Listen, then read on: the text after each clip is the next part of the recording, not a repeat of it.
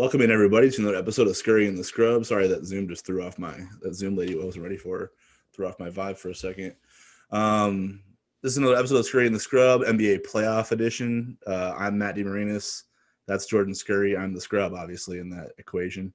If you haven't figured that out by now. On today's episode, we are pleased to be joined by NBA, what do we call a reporter, writer, podcaster? Like, there's a lot of shoes you're filling right now, right? What do we call you? What's journalist, the official NBA journalist. Okay, that's cool. Yeah, just go with the old school. Yeah, all right. NBA journalist, former Creighton bucket getter, Cole Huff. Where are you joining us from? Live from Henderson, Nevada. If you don't know where Henderson is at, it's just an extension of Las Vegas. So over here in the West Coast. All right, so we got West Coast, East Coast, Midwest. So we're like triangulating the United States for this episode right here. Feels good. Had to get the feature from the West Coast. God bless technology, right? Here we are, Zoom. God bless Zoom. God bless Zoom. What you been up to, Cole? How's life going, man? What you been up to? Yeah, well, first of all, I appreciate you guys having me on. As I kind of start to dip my toes in this sports journalism industry. This is definitely my first Zoom call with a former teammate of mine, somebody that's covered me before. So like being able to do something like this with, somebody or two individuals that I have a history with is pretty cool. So I appreciate you guys having me on Scurry and the Scrub. Always. But yeah, and then for me, life, I guess, last maybe 2 months ago now, back in April, me and my fiance got married. So that's congratulations, sir. That's a big achievement. Yeah, I appreciate that. That was her cool. name's Summer, right? It is. Yeah. You guys have been together for quite a long time. You've seen her before. She'd be at the games at Creighton. So that happened. Just working my way through this sports journalism industry. I stopped playing basketball back when the pandemic hit. I was in Turkey. And I came back in March, and I was still anticipating, going back in August or whenever things recovered, but the market was pretty slow. It was pretty dry. A lot of money was dried up. And I just had a lot of time on my hands. I was trying to figure out what to do. And my wife encouraged me to get back to journalism and just write. And, I found some freelance opportunities online to write for 213 Hoops, which is what I still do today. Covering the Clippers, and that led me to reaching out to a guy named Joe Arrigo, who owns Franchise Sports Media out here in Las Vegas. So I've been covering the WNBA team, the Las Vegas Aces, out here. Nice. And yeah, I'm just getting the ball rolling. I really enjoy it, and I can see why you've been doing it for so long. It's really cool. Jordan, I know you're getting your feet wet too, kind of like me. So. That's about. That was a long recap of what you're good. Going on, but that's I found out a lot. I found out a lot sooner than you guys did that I couldn't play the sport at a high level, so I just started figuring out other avenues to stay involved with it. So that was like my game plan, basically. Once the skills didn't match up with, I guess maybe when you guys got to high school, I was like, they're better than me, so I need to figure out a plan B here if I want to be involved in sports, basically. Is that why you're the Scrub? Yes, exactly. Yeah. Okay. We had the couple names we thought of were like Hooper and the Hack. That was like one of the popular ones that we were toying over. You like that one, right? Yeah. So like Hooper. Yeah, but Hack, I don't know who'd be the Hack. That's the. So I'm a Hack. Oh, here we go. You know how those big buff dudes are when they're playing basketball. I think they could just be physical with you all the time. No, come on. That was my job. Scout team guy. I had to get y'all ready. I knew if y'all You're smooth. If y'all could take a couple of fouls from me here and there, then Butler or Nova would be nothing, That's true. I'll give you that. I didn't think there was any mystery about who was who, but now that Cole dropped some knowledge. Yeah, now he's gonna bring it up. I'm filling you in. Yeah. And we're going to have to now clarify every episode who the Scrub is, like who. So I don't know how you're going to be scary, but I think it's more. We did get one confusion. We had Murakami. I don't know if you remember him. He used to work at Creighton in like the marketing department or whatever. And we had him on to talk name, image, and likeness. I think what did he say? He was like, "Well, if I knew you were the Scrub in this situation, Matt, I would have come on right away. And I was like, well, did you think I was Scurry? Because we kind of put his name. We kind of put his name in the title for a reason. So like he's got the brand. You see the hat? Look at the Scurry Hoops hat. Like we're branding. He must have forgot. He must have. Oh wow. Scurry was. Wow. Yeah. So he didn't wear the hoodie today, but he's got some merch on in there though. Yeah, man. Scurry. You have to shoot me a link or something. I'm oh new man, to this. I didn't know about this. For you, man, I got a whole care package. I'll send you. Come on now. Come on, did you sport that stuff in Cabo, Jordan? Please rap. I did. Nice. I did. In Cabo, I had Scurry Hoop shorts on. I had Scurry Hoop hat. I was just chilling out. Just absolutely shameless. I was really trying to promote my brand out there. If you don't promote yourself, who will? I think I did a good job. Looked like a billboard. Went on vacation. Just self-promotions all over. People were probably like, what is that? Does he think he's like, is that a new Ball Brothers brand or what is he wearing? Hope went down there for a vacation. Jordan went down to branch out like his connection. Yeah, I thought it was like a Tiger Woods. It kind of looks like that a little bit from a distance, but now that I can see it's an S. That's giving me way too much hype. I appreciate that, but yeah. I mean, the Woods hat. But I get what you're saying. The black logos.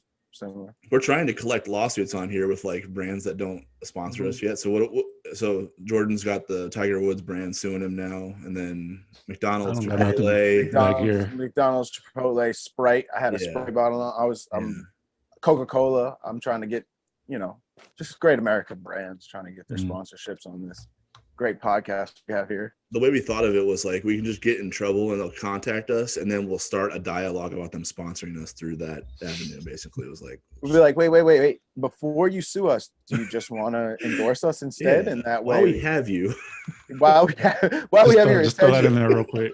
While we have your attention, would you like to sponsor our podcast? For real, we think it might work. We'll see. We'll figure. You never know. Yeah. But like, so when did you get involved in journalism, Cole? Like when did you study that at CU and at Nevada, or did like that just when did that come? I didn't at Nevada. I think I was a communications major at Nevada, and then kind of what we talked about before we hopped on. I just hated like public speaking and all that type of stuff, so that was no good for me. But yeah, once I got to Creighton, I hopped into journalism. That was my major. I think the first time I really figured that this could be something I would do outside of basketball was during my junior year. I don't know if it was my redshirt junior year or my actual playing junior year, but one of those 2 years I took a JRM class, and I think it was with Rich Johnson. Yep. And shout out Rich. Yeah, shout out Rich.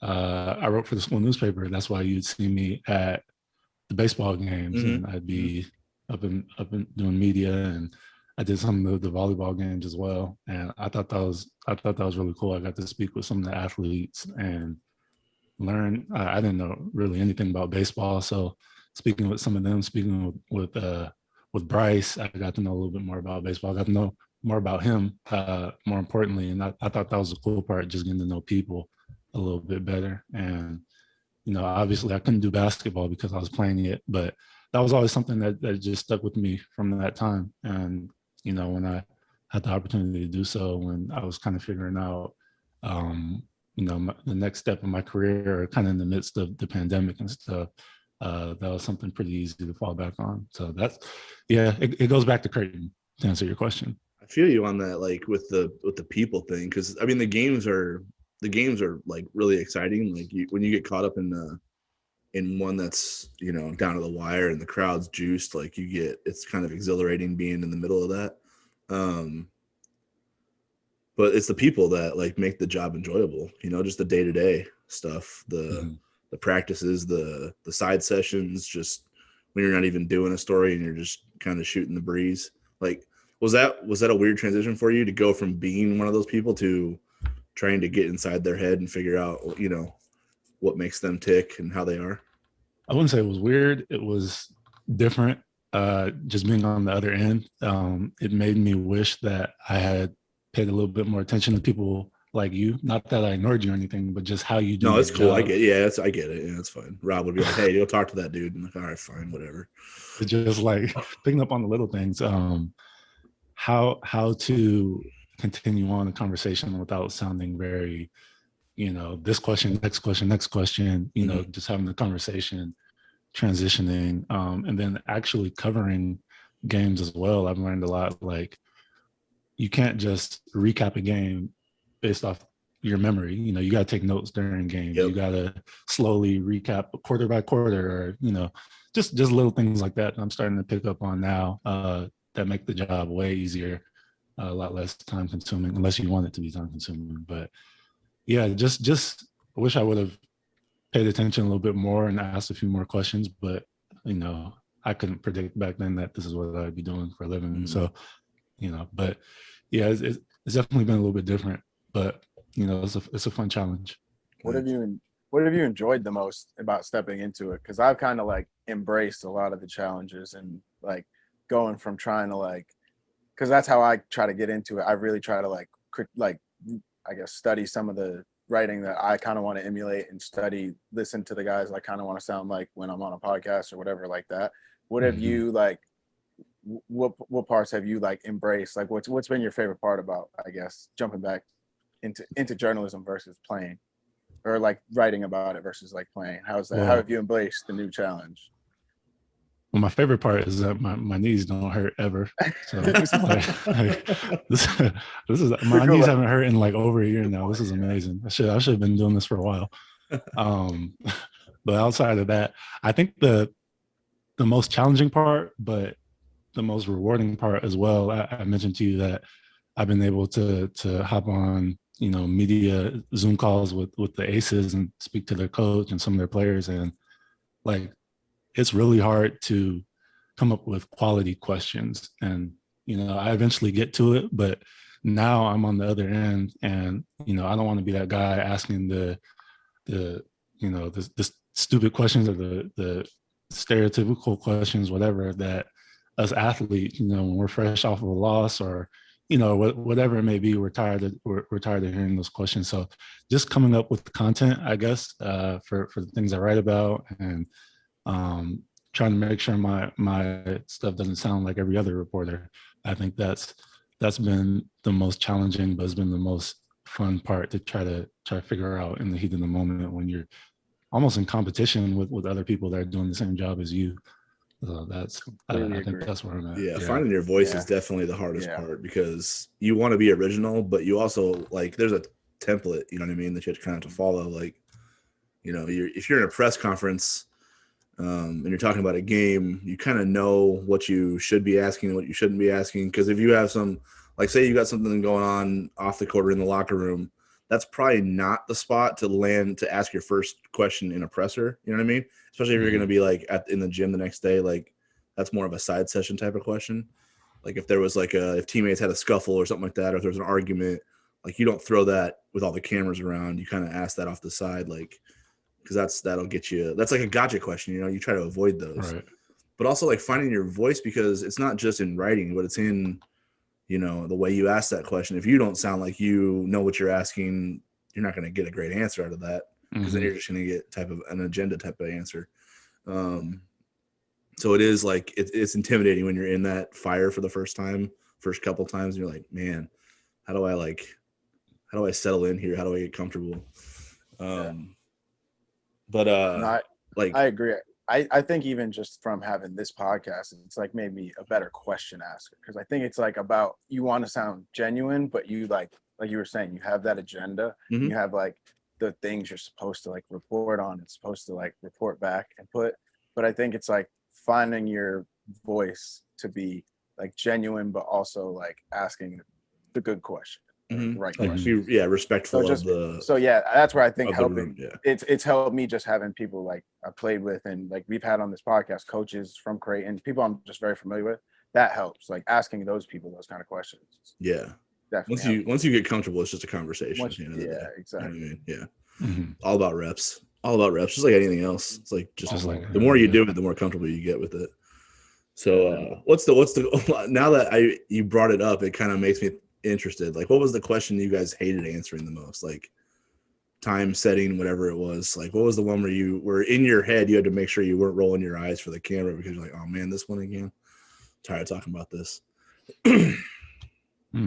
Jordan, I'm gonna let you go first while No, I you got while you I got while you I got think you about got to this. answer this one first, man. You got to answer this one. What, does no one want to You touch had way this more. one? You That's had why we had a way more podcast. time. Come on, man. You had way more time in front of the camera.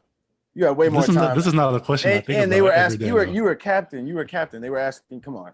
What are the captain like? Are you guys ready for the next game? Come on. You know you got something. I think okay. For me personally, I think that I got a lot of questions that were kind of annoying to me about my injuries because I didn't really practice much. Especially my senior year, I didn't practice much. I don't know. It was always those questions I just got tired of answering just because there was nothing I could do about it. I couldn't heal my knee on its own. Like, I don't have like a specific question. It was how many years ago now? 4 or 5 years ago, something like that. But those were the ones that would kind of get a little bit frustrated, especially like, I mean, it's all dependent on what's going on too. Like if I had a bad day at practice or if we're losing and stuff, like, you know, things make you tick a little bit differently depending on the situation. But those were the most consistent ones that kind of annoyed me, I guess would be the word. But never enough to like make my blood boil or anything like that. Cause, you know, people are just doing their job. They want to know. But from an injury standpoint, it's probably tough too because you can only answer it so many different ways. Like, I don't know what to tell you guys. My knee hurts, so I don't know how to explain that anymore. Like, you know what I mean? Yeah, without getting like super detailed too, because then like, I mean, you don't want everybody knowing exactly what's wrong with you. Like, and then I remember one time, I think I may have been speaking to you before my senior year, and I kind of I think it was you. I gave you like a thorough, yeah, if I have to have another surgery, this probably isn't good for my career. Like I won't practice much. I need to do this. And then I had some people in my corner like, yo, chill with all that. We don't need that information out. When like, you said you had play, microfracture, right? Yeah.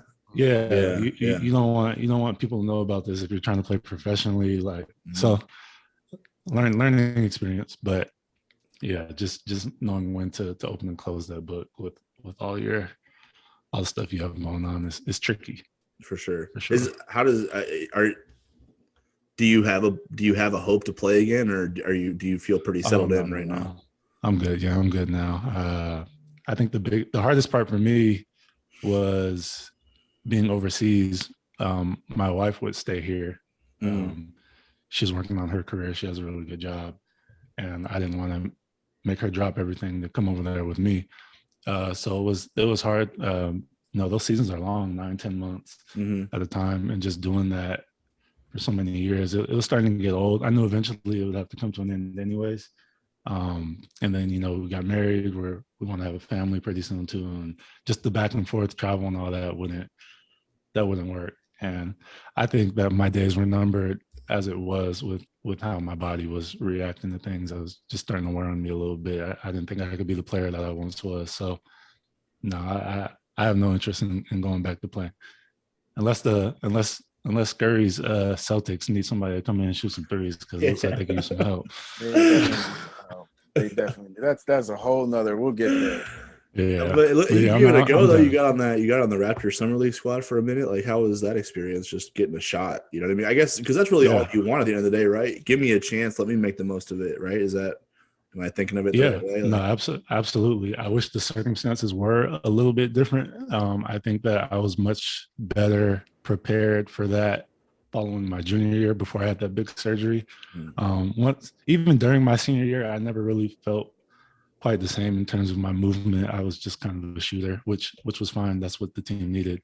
But my summer league experience, I don't think I got the most out of it because I was kind of limited as a player at that point. But being on that team, I played with Pascal Siakam, Fred VanVleet, Jakob Pertl. Norman Powell wasn't on the team, but he was there practicing with us. DeLon Wright, it was, and this is before they went on the championship run. This is before they were big. So just seeing how those guys work up close in person was cool, and comparing my game to theirs, seeing where I need to get to, seeing how far away I was. It was a cool experience. I wish I could do it again for sure. Those are things that I'll forever cherish. Only happens once. Yeah. You talked about, you just were saying even just how you had all the surgeries and stuff. How did it go? Like how were your knees, like even overseas? Like, because I knew you had problems all and while you were limited in practice. Like I saw it, so I knew the real deal. But how did it hold up after? Because I didn't see it after, even in the G League. How are you feeling? How are your knees at that point? Well, so before I went to the G League, I was in Greece. I signed to go play in Greece immediately after summer league. So I went over there, and things didn't work out for me over there. I ended up coming back, but it was kind of a blessing in disguise because I wasn't prepared in terms of, how to take care of my body. I went over there with, they didn't have anything. They didn't have a game ready. They hardly had ice. They didn't have Normatex. They didn't have anything. Like, I was going through it. My knees were swelling up and over there, they're even different from college. Like, they're training, it's 2-a-days every day almost. You're running outside on the track, like running on concrete if you have to. It was just tearing my body apart. So thankfully, from that experience, even though it was short-lived, like 2 months or something like that, before I came back to the G League, that kind of prepared me going forward. I got my own stuff. I got a Normatec. I got some ice machines. I did a whole bunch of stuff. I got some ibuprofen and some. I went to the doctor out in Omaha and got some stuff for my knee. So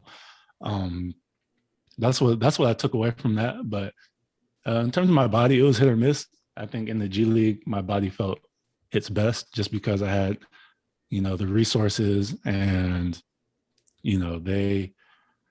they understand the importance of rest. Obviously, they take a lot of orders, and they go back and forth from the NBA team to the G League team, some of their staff and stuff. So we weren't practicing a crazy amount. There's a lot of rest, 45 minutes in scrimmage for 20 minutes, shoot the rest, light lifts. So my body, it was being maintained throughout the season.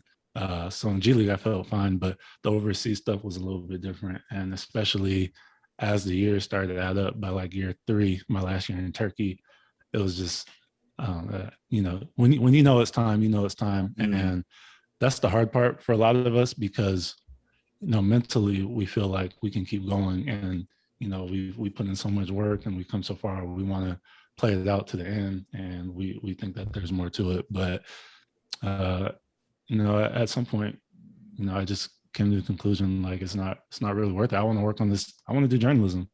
I miss basketball, but I don't miss my body feeling like trash all the time and being in pain. So if I can get out of this with being able to walk, because I was concerned about, I'm like, man, if I have another surgery, like, it'll be like surgery number 5 or 6 on my knees. Like, I don't know how this is going to affect me long term. So get out of this without tearing an ACL or having a freak accident because my knees are weak and stuff like that.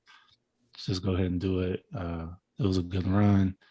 Just work on the next part of my career, which is this, what I'm doing with you guys and what you guys do. And I'm excited about this because now I feel like a freshman all over again. Just trying to make my way and figure things out. And it has its ups and downs, but that's with anything that's worth it. So I think this is really cool. I think this is really cool what you guys do.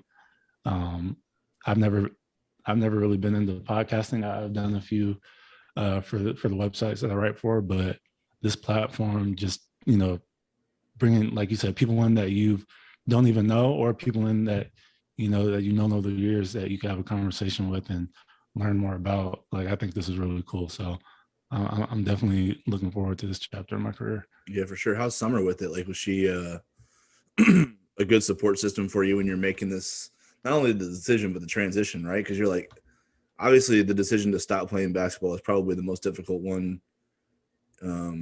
that you've had, right? Because this is your life, right? That's what you were kind of about every single day. What was she like when you were coming to the end of it and you're like, man, I just don't know if I can play anymore, and I feel like I still want to be a part of it, but just not tearing myself up physically. She was supportive. She was really supportive. She's also the person that I would obviously vent to the most when I'm overseas going through things. And so she's heard it all over the past few years. Even at Creighton, she was there my senior year and just, dealing with, that first year back after the big surgery and not feeling great all the time. So she's always known. And she's just always been a big proponent of doing what makes me happy. And she kind of struggled a little bit, like when she'd come visit me overseas to see me kind of in a bad space sometimes, or just in a bad mood because this was the second practice of the day and I really didn't feel like going because my body felt like trash. But she was definitely supportive. Like I said, she's the one that got me into the journalism side, or encouraged me to go, full steam ahead with it. And I just wanted to make sure with her, it was been a topic of conversation lately that, she works all day and she gets off at 5, but a lot of stuff that we do is at night, watching games and podcasting and then writing about the game. And, we're all of our work is done that night for the most part. So I just wanted to make sure with her that, not having as much time for her, on certain nights of the week and stuff like that doesn't mess up. I mean, we're freshly married.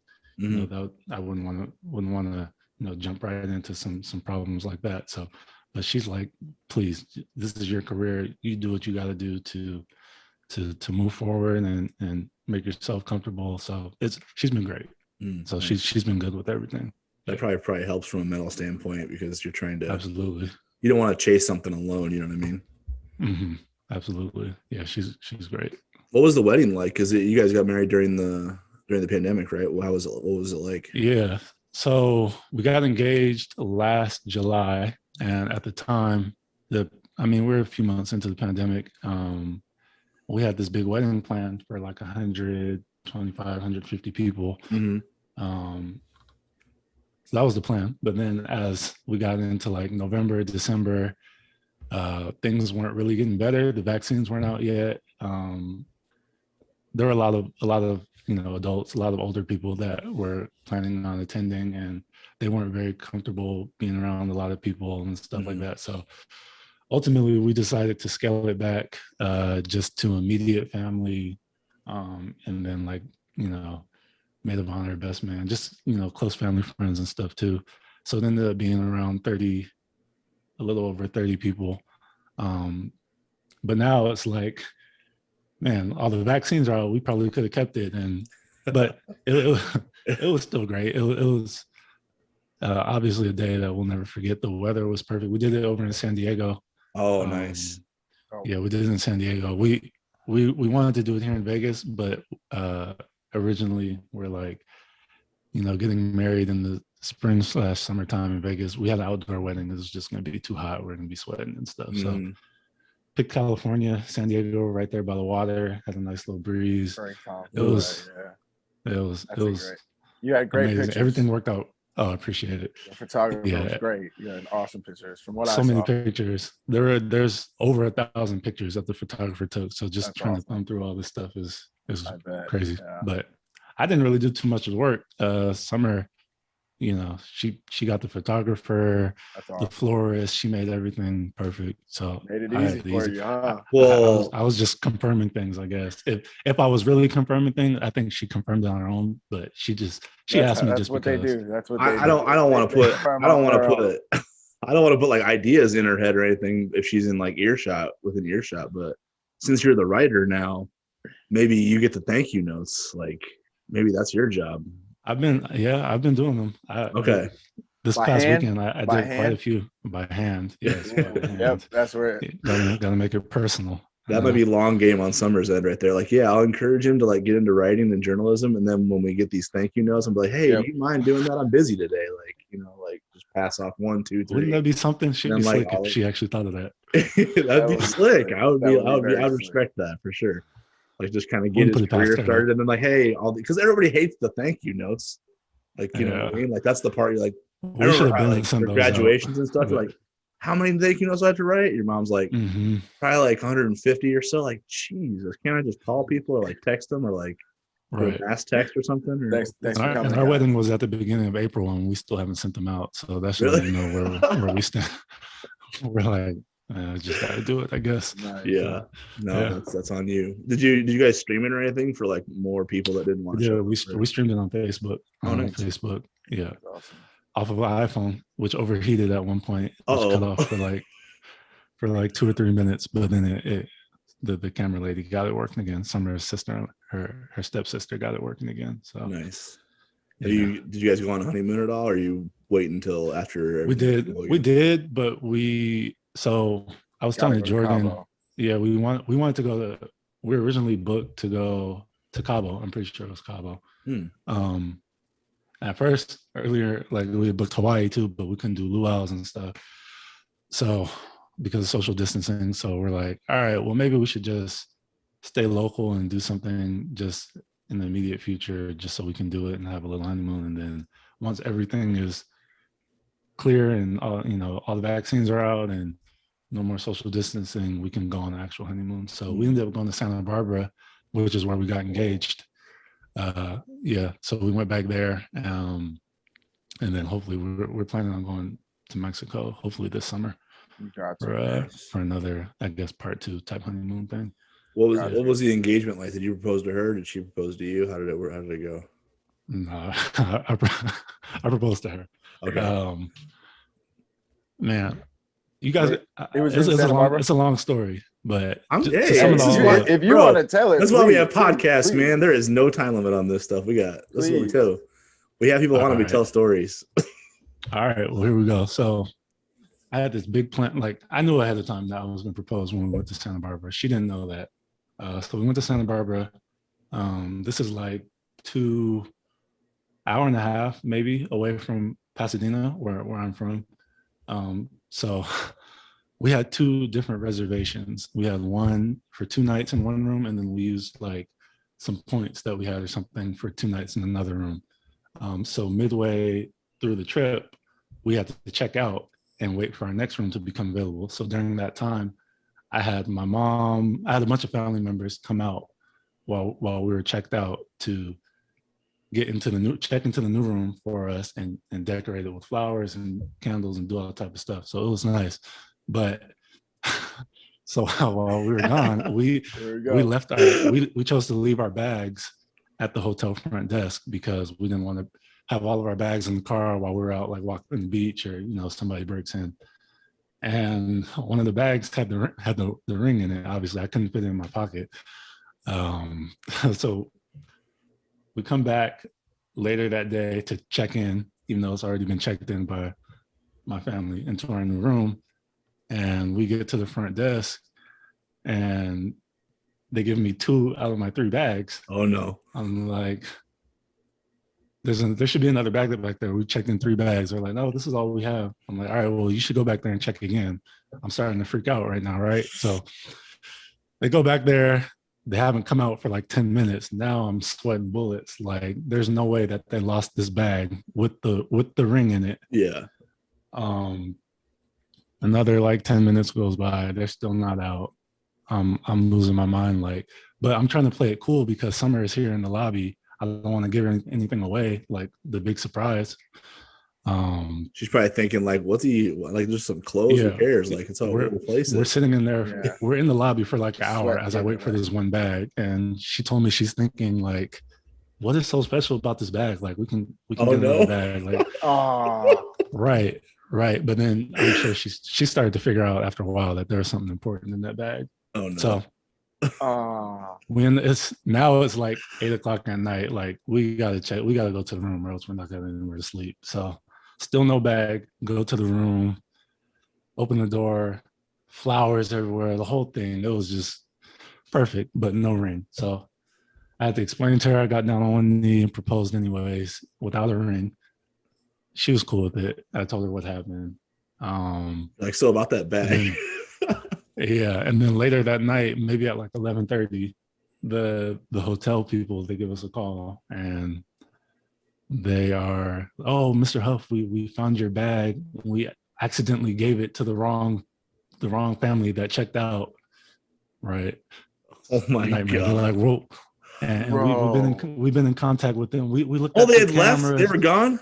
They left. They checked out that day. Oh no. They gave it to the wrong people. And they're like, yeah, we looked at the camera and we see that we mistakenly gave your bag to them or whatever. I'm glad they found it, but I'm still pretty upset at the whole situation because the whole day was just stressful when it wasn't supposed to be at all.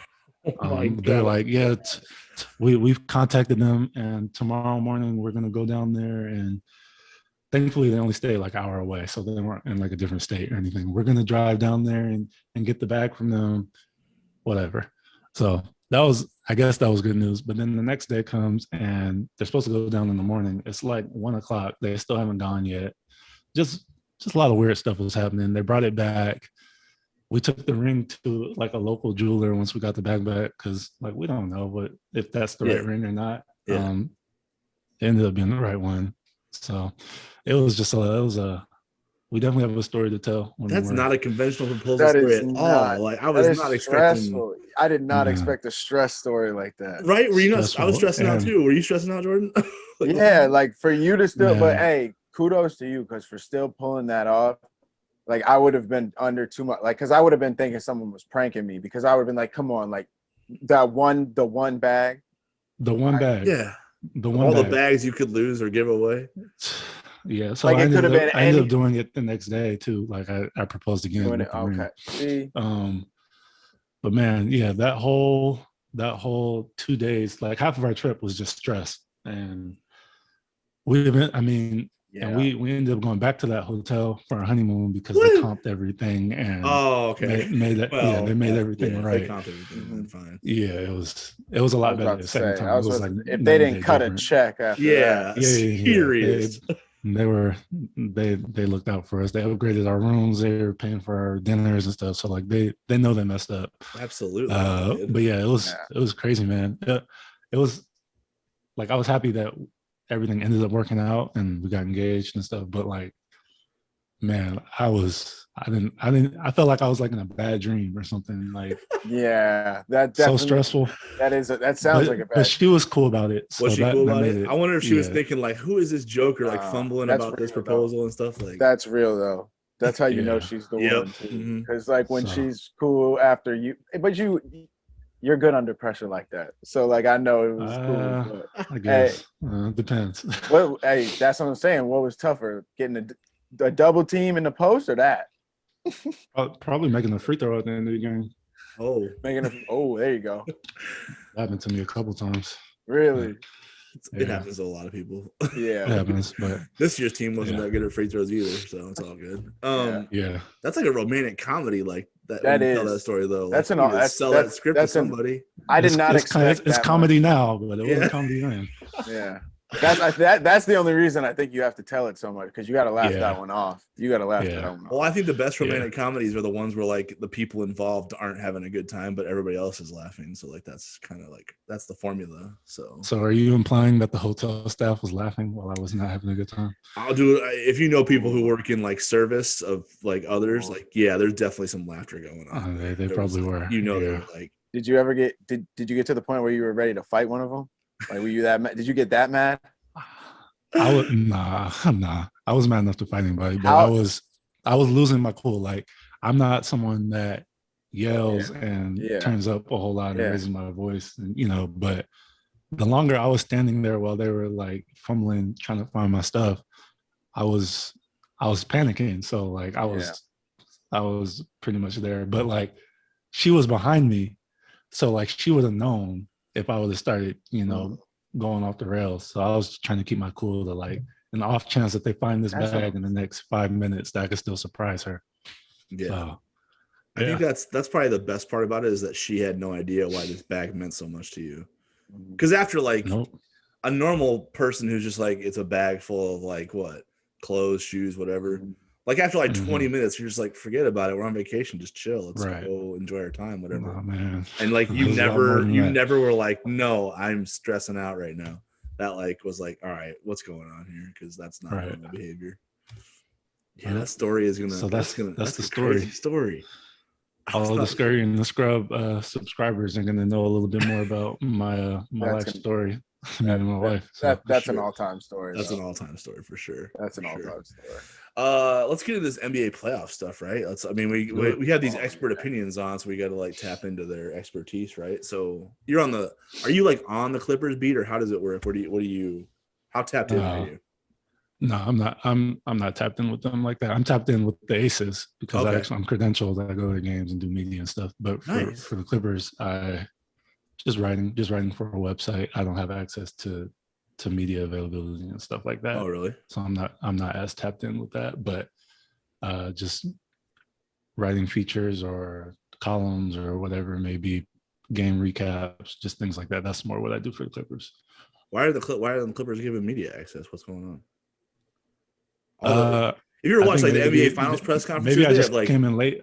crazy dumb questions getting asked in those pressers. Like, Yeah, a lot they'll of give people everybody a that credential. don't know too much are asking questions, but Yeah, it's neither here nor there. I don't know. I mean, I write the website that I write for. There's like a lot of us, so I know that those guys probably have a lot more access than I do, just because they started the website and been doing it for many years. I kind of just hopped on. Yeah. Yeah, like got to work your way up in the room or whatever. So what's it like on the Aces beat then? Like they got a good squad this year. I don't know if like They do have a good squad this year. They probably need an injury to happen to Seattle or something, but they got a squad though. Like Liz is back and everything. Yep, Liz is back. Asia's reigning MVP. They got the 2-time 6 Women of the Year on the team. They're really good. They went to the finals last year without a lot of their players because a lot of people opted out because of COVID. Yeah. So now that they got everyone back, that it's like they're supposed to win the championship this year. And they're 2-2 right now. They lost to the Storm to start the season. It was ring night, so you know how that goes. Probably tough to beat somebody on ring night. And the Storm are really good. Brianna Stewart is amazing. Sue Bird is one of the GOATs. So yeah, she's incredible. But then they played them a few days later and beat them by a lot. So yeah, they're really good. They had an unfortunate injury to one of their better players right before the season started during the preseason game. To Angel. That's tough, man. Angel's been through that. Like, you talk about your knee injuries. Like Angel's been through so many of those. Like, she's already getting. I think she's in her mid-30s now. She's in her 30s by now. Yeah, she's been around. Yeah, that's tough. And the tough thing with those too is, as many surgeries that I've had, I've never had a surgery as a direct result of one specific play. Like I didn't land on someone and just tear it up. All my injuries were like just over time, wear and tear. So, man, just tearing your ACL twice, having people fall on you or your knee just turn a different way or something, like that's probably even harder to like mentally come back from, because now you're like, every time I do something or I get around people, is it gonna, if I land funny, is it gonna do something? So that's, I can't even imagine like just having to deal with stuff like that. Yeah, she's been one of the toughest players in the league like her whole career though. So I'm not counting her out, but it's like, dang, that's rough. Yeah. That's rough luck, But we'll see how that works out. Yeah, but what did you get into the Liz Kurt Miller thing at all? Liz Cambage, Kurt Miller thing over the last couple of days? Like, what was your take on all that? That's you can't be doing that, especially, I mean, in any sport really, but as a man speaking to a woman that way, that's, and it's not like it's a player to player confrontation. If you're a coach, you're supposed to have a little bit more, level-headedness and a lot more composure. I thought that was really, really disrespectful. I think that the proper punishments were served towards him. Yeah, I'm sure. I don't know how much he meant that or not. I don't know the guy.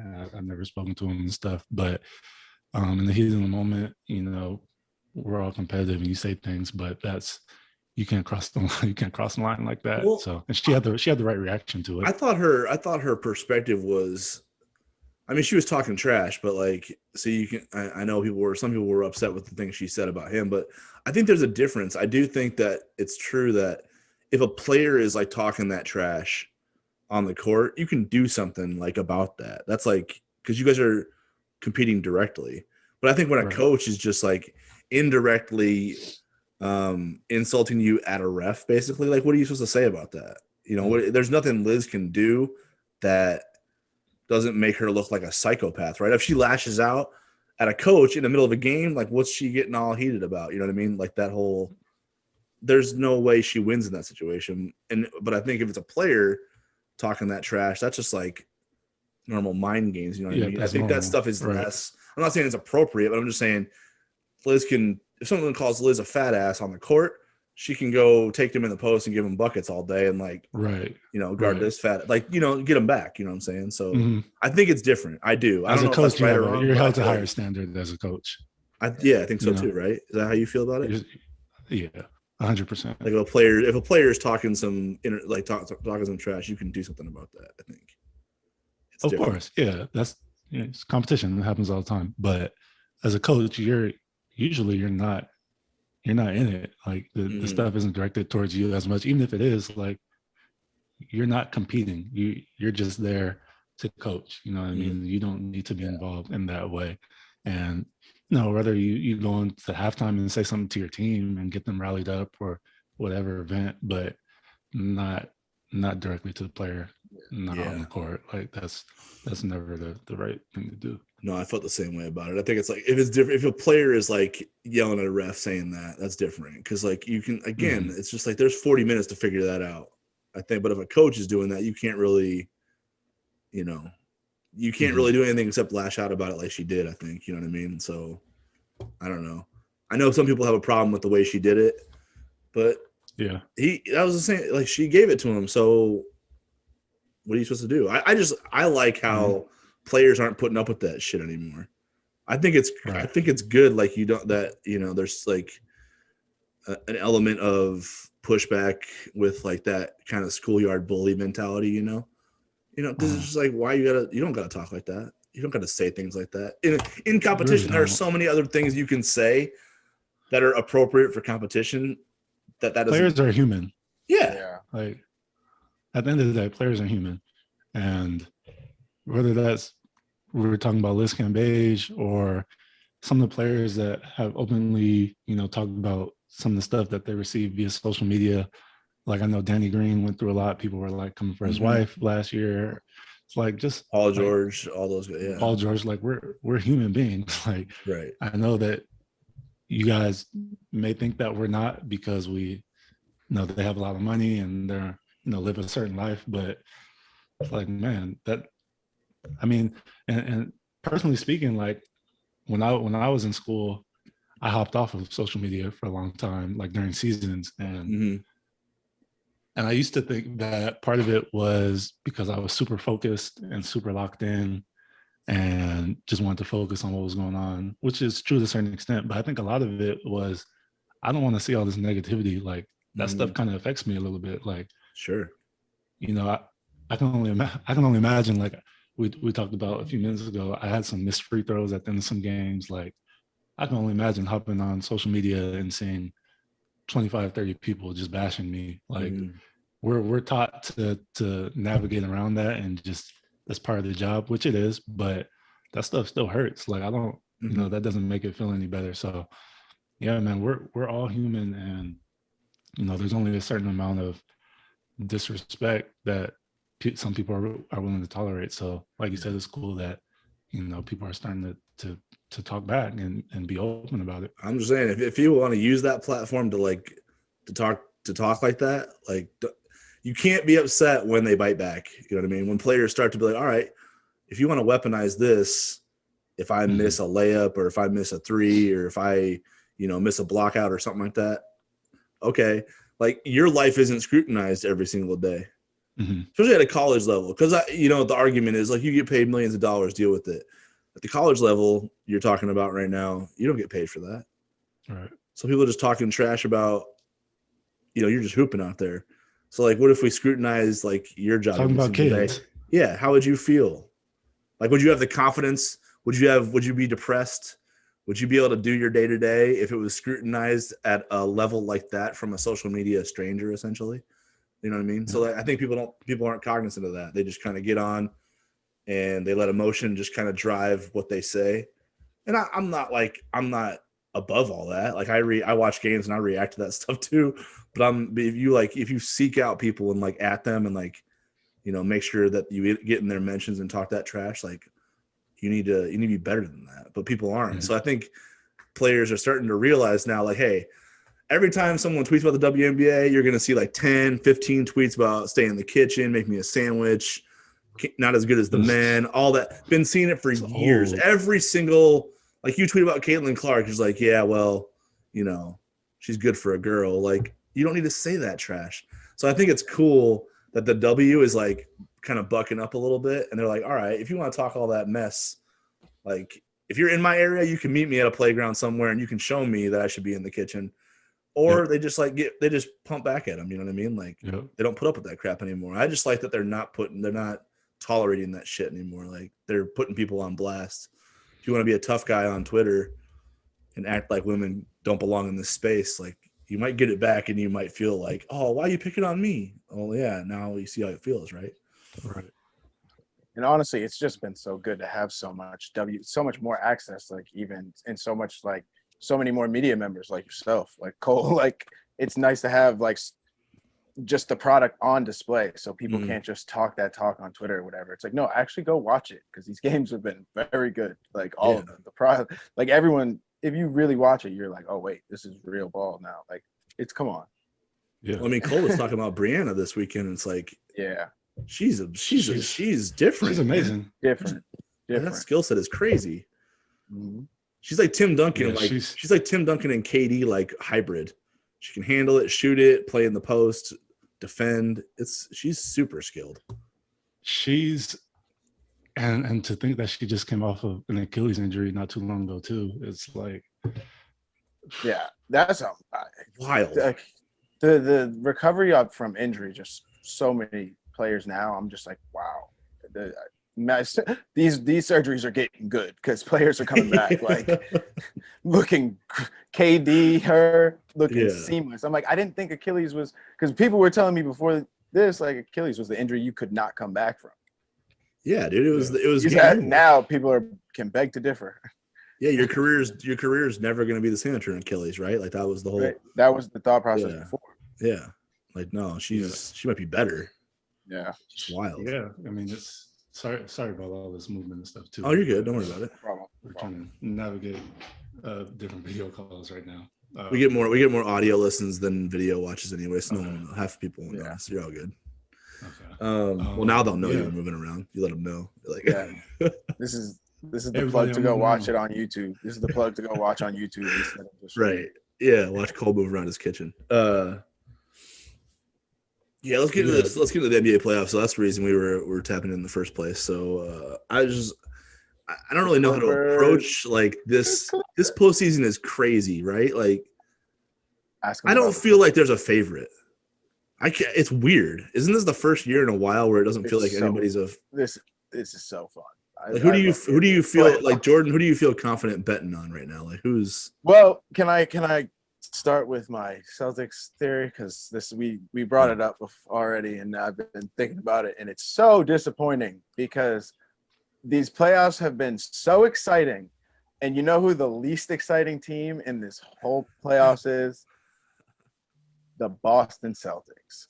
So that's not a good place to start. But no, I agree with you. This was the year they were built to finally like win with Brad. Right?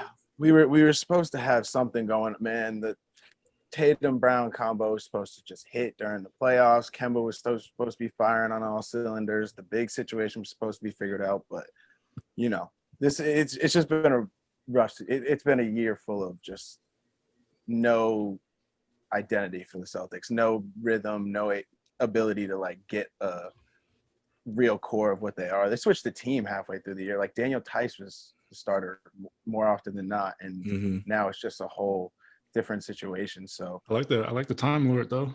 Time Lord is I like him too. I wanted him to start. Like I was vouching for that from when we had Daniel Tice on, and I was like, I don't know why we even have him while we like what was that? Like I don't know. Like and. Well, he was hurt, right? He was hurt for a minute. No, Williams was hurt for a minute. Yeah. And then obviously like the plan, you could tell the plan was always to like have him progress like this and do something with Tice. But I think it was just like it all didn't come together at the right moment that this team needed it to. And then the injury to Jalen just hit at the worst time. So that was I mean, the Jalen injury was not. I just don't think Boston has like a legit. Boston doesn't have like a legit one right now. You know what I mean? This is they got bucket getters all over the place. And this is the thing that's frustrating because it's like even last year I felt this way where it was like that was Boston's golden opportunity to get to the finals last year because it was like we don't know who's going to win. Boston should have been that team who was like we don't know who's going to make it, and then it's like oh the Celtics came through and put a crazy run in that like this team was built just to make like with Brown, Tatum, and then fill in the pieces, get Kemba have some high scoring games within a series. Like, that's where it was like, that was supposed to just happen and it never did. And last year was the golden opportunity with Miami, and Miami took advantage of that. Miami took advantage of that opportunity that no one was like you're saying, no one was the favorite, and now I guess it could have been even just better this year with Jaylen Brown. It would have been a way better series. I would have been. I was really curious what they did at the trade deadline, like with the big was it a trade exception that they had? Mm-hmm. I don't know. I feel like if they never really make trades and move their assets, but like if they were going to do it, I thought that they were going to return something a little bit different than Evan Fournier. Agreed. But because like there was because Danny Ainge had been in the trade rumors for Aaron Gordon for a minute, so it was like, oh, you could see that, like you could see why that's a trade he would want to make, and like if you just look at the trades Ainge has made over the years, you're like, okay, yeah, that makes sense. He likes to move these pieces, get a stretch four, because that's kind of what he's been moving around for years trying to do. Defense, and it's like, all right, yeah, defense is there, and so thought they were going to make some kind of move there, didn't, and I think once they inserted Rob Williams in, and we're trying to give him a go, but it was like they had that run. I think it was I wrote about in right after the All-Star break where they lost like 2 and then they won like 5, and like it was like you thought they were gonna like get it going, and it was just all supposed to be a setup for the playoffs and never got there.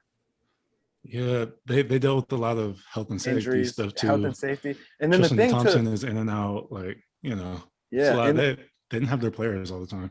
And the thing that's crazy, because I even just as I'm reading the articles about the games that are going to be next week in Boston, when like all this social distancing gets lifted, crazily enough, they were the longest. They had the longest period where they didn't have fans at games of any NBA team because of the health and safety protocols in Massachusetts versus every other place. Like, it's like Brad Stevens had highlighted it a lot, like in articles after trips. Like he was saying, like, you don't understand. We just came back from playing like the Rockets in a full stadium, and we had like a bunch of dudes out for COVID reasons. And then we came home and like had a home stand, and it was like no fan. Like, so they do the whole Texas thing with all fans. And then they came back here and it was like no fans. And so they had a lot of ups and downs, problems this season that shouldn't have really been problems, but I don't know. So is it disappointing year? Disappointing. Chalking it up to weird year? This is Jaylen. I'm just like, I'm upset because it's like we're wasting years where Jason Tatum is like that. Like, yeah, I don't want to waste these years. You're getting into that mode where it's either time to trade for assets or you gotta break the bank and make a move like that gets you over. They gotta make a move that's like I don't know what it is, but I guess they'll have to assess when Jaylen gets healthy and when the season ends for them. Yeah. What did he do? He broke his wrist or something like that? Wrist. Yeah, I don't know. They definitely have the pieces towards the top of their roster, like with Tatum being one of the better players in the NBA, Brown being up there. I like Marcus Smart a lot. I think obviously we all know that Kemba's starting to decline just a bit. But they need more around them. Like, I like Time Lord, but I feel like they need another piece. He's going to be in foul trouble a lot, especially as he's young. He tries to block every shot. Yep. I don't know, Tristan Thompson and Fournier. I don't know if they're moving the needle. They're good in their roles, but I don't know if you're trying to win a championship or contend for a championship. I feel like they've all got to be at their best for it to work, and it's tough to get all of them on the same page. And the problem is too, because like this team was built before the Brooklyn Nets were the Brooklyn Nets, right? Like before James Harden went over there and all that. So it's interesting because it's like with a Kemba, it's like, because now all the feedback is like, oh, like Kemba's like not good enough to compete with like Kyrie at this level. And it's like, wait, no, but like, what do you expect? Like, we're expecting Kemba to be Kemba. No one expected Kemba to be Kyrie. Like, but this, like, so what are we comparing here? Like, are you just like, it's a different player. It's like Kyrie, Kemba, in terms of like what they like, especially in terms of what they do in the playoffs and what they're providing for you. Like, so I'm like, I just thought there would be more pieces around it. I don't know. I did even like have it Jabari Parker. I thought that was going to fit good too. Like when we got him, claimed him off waivers or whatever, thought that was going to be a good piece. But the pieces have never all been in rhythm at the same time for the Celtics, I guess, and that's where I'm at with them. I don't hate on Kemba too much because I think he could be a useful piece on a championship roster. I just don't think he's your primary facilitator. Like, he can't be that. That's not his game. I don't know what it is about like the Celtics fast, like with getting these little guards and getting to like a conference finals and it just not working out. But like, I just think you get to a level where that gets exposed. Like, right. He has to guard. Like, it's the playoffs. You have to guard. And it's like, who's the last Celtics guard that was really great on defense and could facilitate? Rondo, maybe. Yeah, I was gonna say probably Rondo. Yeah. Isaiah Thomas had his strengths and weaknesses. Avery Bradley, I guess, but that's what I mean. Kemba is a lot just of those type of guards. Kemba is another Isaiah Thomas experiment, and it was like that team was really good until it got to the play against the LeBron James like Cavs, and it's like this Celtics team, even if they were like would have been at like say they had a good stretch in the season and weren't so injured and COVID whatever, like then they meet Brooklyn like at full strength. It's like it's still like Kemba's. It's going to be the same thing. It's going to be like your little guards can only take you so far. And like, I'm not trying to knock it, and I'm not trying to say like he's not an effective player and he couldn't be a piece like on a championship team. But this way and with this Celtics formula, like I don't think that's it. Yeah, I don't think it's it either. The other thing I don't think is on the other side. I don't know if Brooklyn can win a championship. Just they're just cooking guys. That's all they do is like you don't think they're wait. So let's ask who do you have a finals? I made a bracket. Do you have a finals? No, I didn't make a bracket. Oh, do you have a finals prediction? I didn't make it. Oh, prediction. I just did. Yeah, I just did a first finals. round. Like so, this is probably prisoner of the moment style, but I feel like Milwaukee is built for it. Like to get out of the East. See, I think it's all dependent on matchups. I think that if there is a team that can beat Brooklyn, it's Milwaukee, because I think that they have the length and the defenders to keep up with the three-head monster of Brooklyn. Like, I think Giannis can guard. Drew Holiday obviously can guard. DiVincenzo, he's decent at guarding. Chris Middleton, like, I'm not saying that they're going to stop them or anything, but but then who on Brooklyn is going to guard Giannis? That's what I'm saying. Blake Griffin. See the reason I like Milwaukee is because I feel like I think the Drew Holiday, Eric Bledsoe upgrade is massive. Massive. Because he'll do like it's not like Eric Bledsoe isn't good, or again, this is the Kemba thing. It's not like Eric Bledsoe can't be a good piece for a championship roster. Like, he's got value. But Drew Holiday does. Drew Holiday rebounds. That's what I'm saying. He does everything that Bledsoe will do, and he'll also do the stuff that you need to win a championship. He will like check up. He'll facilitate. They needed that piece. Like, maybe, and I know they weren't dominant in the regular season like they were the year before, but I also feel like they're at a point where with Giannis, like, it doesn't matter about that anymore, right? It doesn't. Who cares what their record is? Like, get them playing well, going into the playoffs, and I think they'll take off. Like, and they're wrecking Miami. They wrecked Miami the other night. You know, it was crazy because I heard the critique of Giannis. Everyone's like being, you can't get that bucket late in game, because then when he was missing free throws too, can't get that late bucket in games. I'm like, yeah, you know what his adjustment is? Beat you by 30 in the first quarter, so he doesn't have to get any late buckets. I was like, what? That's crazy, because he just he plays with such tenacity and like just energy that you're like, wow, yeah, this is how he can overcompensate for not being able to hit maybe a one dribble pull up at the end of a game by getting 30. Well, I think Middleton's the counter to that. Like, I think Chris Middleton is that guy. Like, he hit the big shot against it seems like it's all prisoner of the moment stuff, but Middleton's his always role been is a that lot, dude, right? Yeah. His role is a lot more.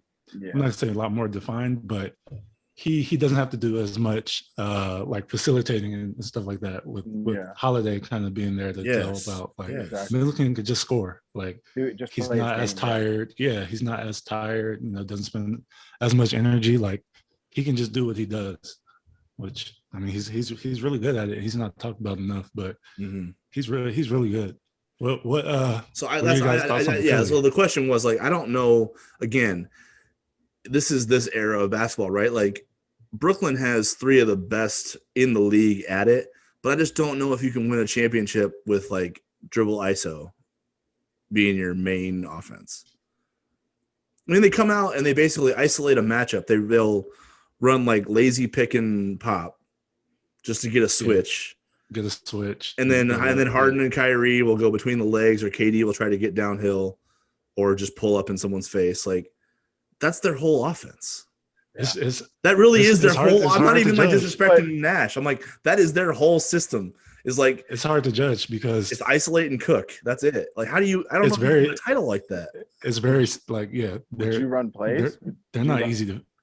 They're easy to figure out, but it's they didn't have enough time. They're so good at what they do. So they are really good. If they're on, if they're on, they're going to be almost unstoppable. But it's not. You're not always like that in the playoff setting. So it's and then us not seeing them together all year definitely adds a little bit to it. Like, will they be able to make it work? So, but obviously their potential, like if they're all clicking, you can't guard all 3 of them one-on-one. So, I mean, they're all capable of scoring 30. That's 90 points with 3 dudes. Like, that'll probably be good enough in the playoffs. But I just don't trust I think if you play teams that they're playing you every night, so they have time to prepare for you, learn your tendencies, game plan. It's not like you're going to, Houston and then Milwaukee 2 nights later, where it's just like they're playing different teams too. That, like, I think they're built to destroy people in the regular season if they had been healthy, but I don't know if they can win like that in the play. I haven't seen any team get to the finals like that since Iverson Sixers in like 2002, like where they was just basically like AI break everybody down, get a bucket, and then we'll guard like hell on the other end, and that'll be our method for success. Like, I just don't trust it. I love watching it. It's entertaining as hell, but I don't trust it. But they have 3 Iversons, though. I know. Like that's what like it's what you're saying, though. That's what I'm like. So is that your pick, Jordan? Get to the finals. Mm-hmm. Or win it. Yeah. How far are you going? No, I actually I got the Sixers. Actually, I do have the Sixers. Okay. Sipping the Sixers. I'm sipping the Sixers Kool-Aid. Tell me why. Just only because if they'll go, this is where I'm shooting myself in the foot here, though, because I've been very critical of Ben Simmons all year long, and I think they'll go as far as he can take them. But it looks like he'll have favorable matchups for their like first couple rounds here, and then if they can just like finally, if Joel can keep like at least the 28 a game like that he was given in the regular season up consistently in rounds, I think they have the depth and they can do it on Brooklyn. So, so you think Brooklyn's getting by Milwaukee then with that? Yeah. Okay. Oh, wait. I'm sorry. Brooklyn getting by Milwaukee. Because Brooklyn and Milwaukee are on the bottom of the bracket. When I made it, yeah, I did say that. Now Milwaukee's play now, I did not anticipate them playing this well. Yeah, we'll go series by series in a minute, but I like Milwaukee out of the East. Like, I just think they built a pretty good championship roster. They look promising now. Yeah, they look the most promising. Do you feel like who do you like in the East, Cole? Like, just pick one. Like, who do you feel like just one team? Yeah. It's. How do you feel about the Sixers? Because a lot of people don't think the Sixers are real. I think they're going to prove people wrong. I'm not a believer in the Sixers. He's one of them. I'm on. Well, it's because y'all don't like Doc because you Clippers guy. That probably does. I don't dislike Doc. I just don't know how good he is. Doc was toxic he was toxic for the Clippers. So, I just don't think. I don't think that they have enough. It depends on the matchup. So if they're going to go up against Milwaukee, or excuse me, up against Brooklyn, I don't know that they have enough defenders to keep up with Brooklyn the way like Milwaukee does, just because their defenders are a little bit smaller. Outside of Ben Simmons, outside of Ben Simmons, but like Danny Green. They got Matisse Thybulle. I think he's a good defender. Yeah, they're good defenders. I feel like they would pick on Embiid a little bit in the pick and roll. They'll pick on Embiid. Try to get that switch. And they put Tobias Harris in the pick and roll for sure. But then Brooklyn wouldn't have anybody to guard Embiid either. So that's what I'm saying. That's true. So I think if he can actually really put it together and I'm putting a lot of trust in Embiid and Simmons that I usually wouldn't. But I when I was looking on paper, when I saw matchups, I did go with the Sixers. See, that's why I like Milwaukee, because like the matchup, the way they match up with people, I think they can guard Brooklyn well enough to beat them with the way Brooklyn plays. Yes. And then the matchup with Philly, they can match up just fine with them. And then they have the best player on the floor. I think that matters. Like when the matchup is like, when you can find matchup for matchup, and then, all right, who's got the best dude? And Like I think that puts you over the top. Like when I look at that, Milwaukee's the team, in my opinion. I didn't expect Milwaukee to come out like this. I'm not even. I know. I can't even. I'm impressed. I thought they were going to be. Because I thought Miami was still that squad. They're the most you? impressive. Mm-hmm. I thought Miami. I thought Jimmy Butler was going to. Only reason I did was because I thought Jimmy Butler was just resting a lot this season because of the toll he put on his body last playoffs. So did I. And so I was like, oh, when he comes back, like now he's going to put on again. I thought he was going to be same Jimmy Butler, and like.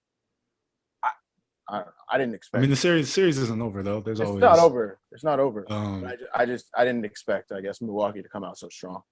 I thought that Miami was just a totally different team, almost like the Lakers in a way. I'm sure we'll get to them eventually, but no Jay Crowder.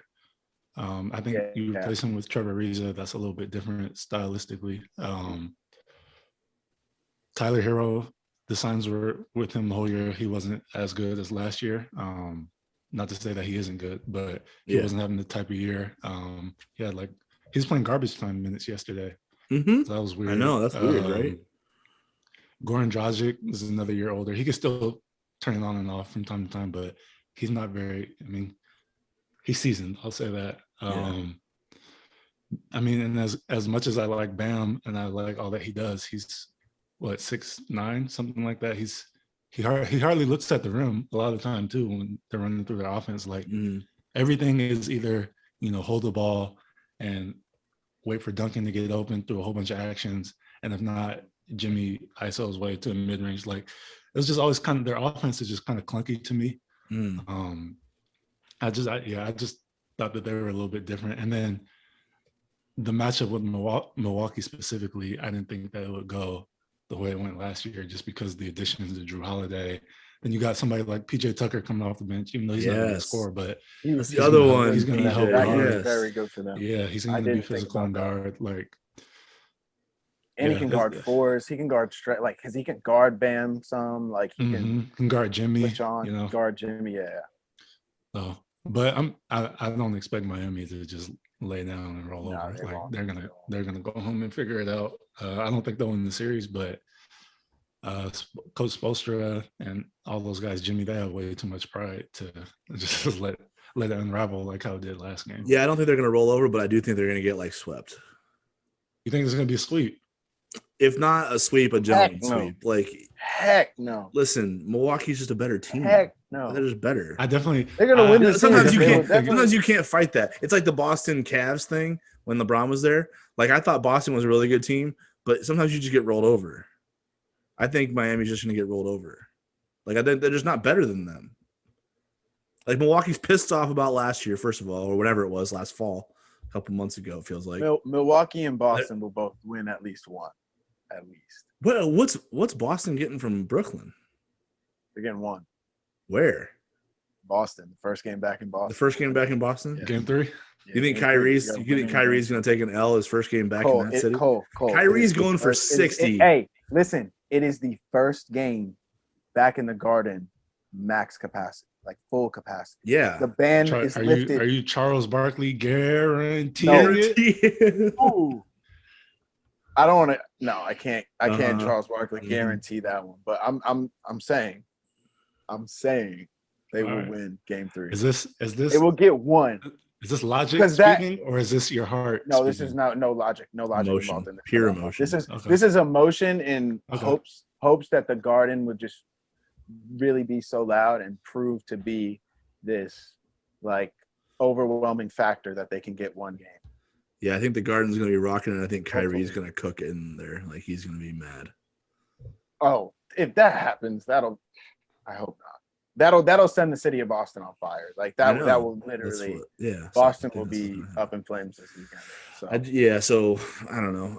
Let's pick our West favorite real quick before we go through the let's go to bracket. the Like, who do you like? West, Who do you the like in the more West? fun, This one's tough, right? Way more entertaining side.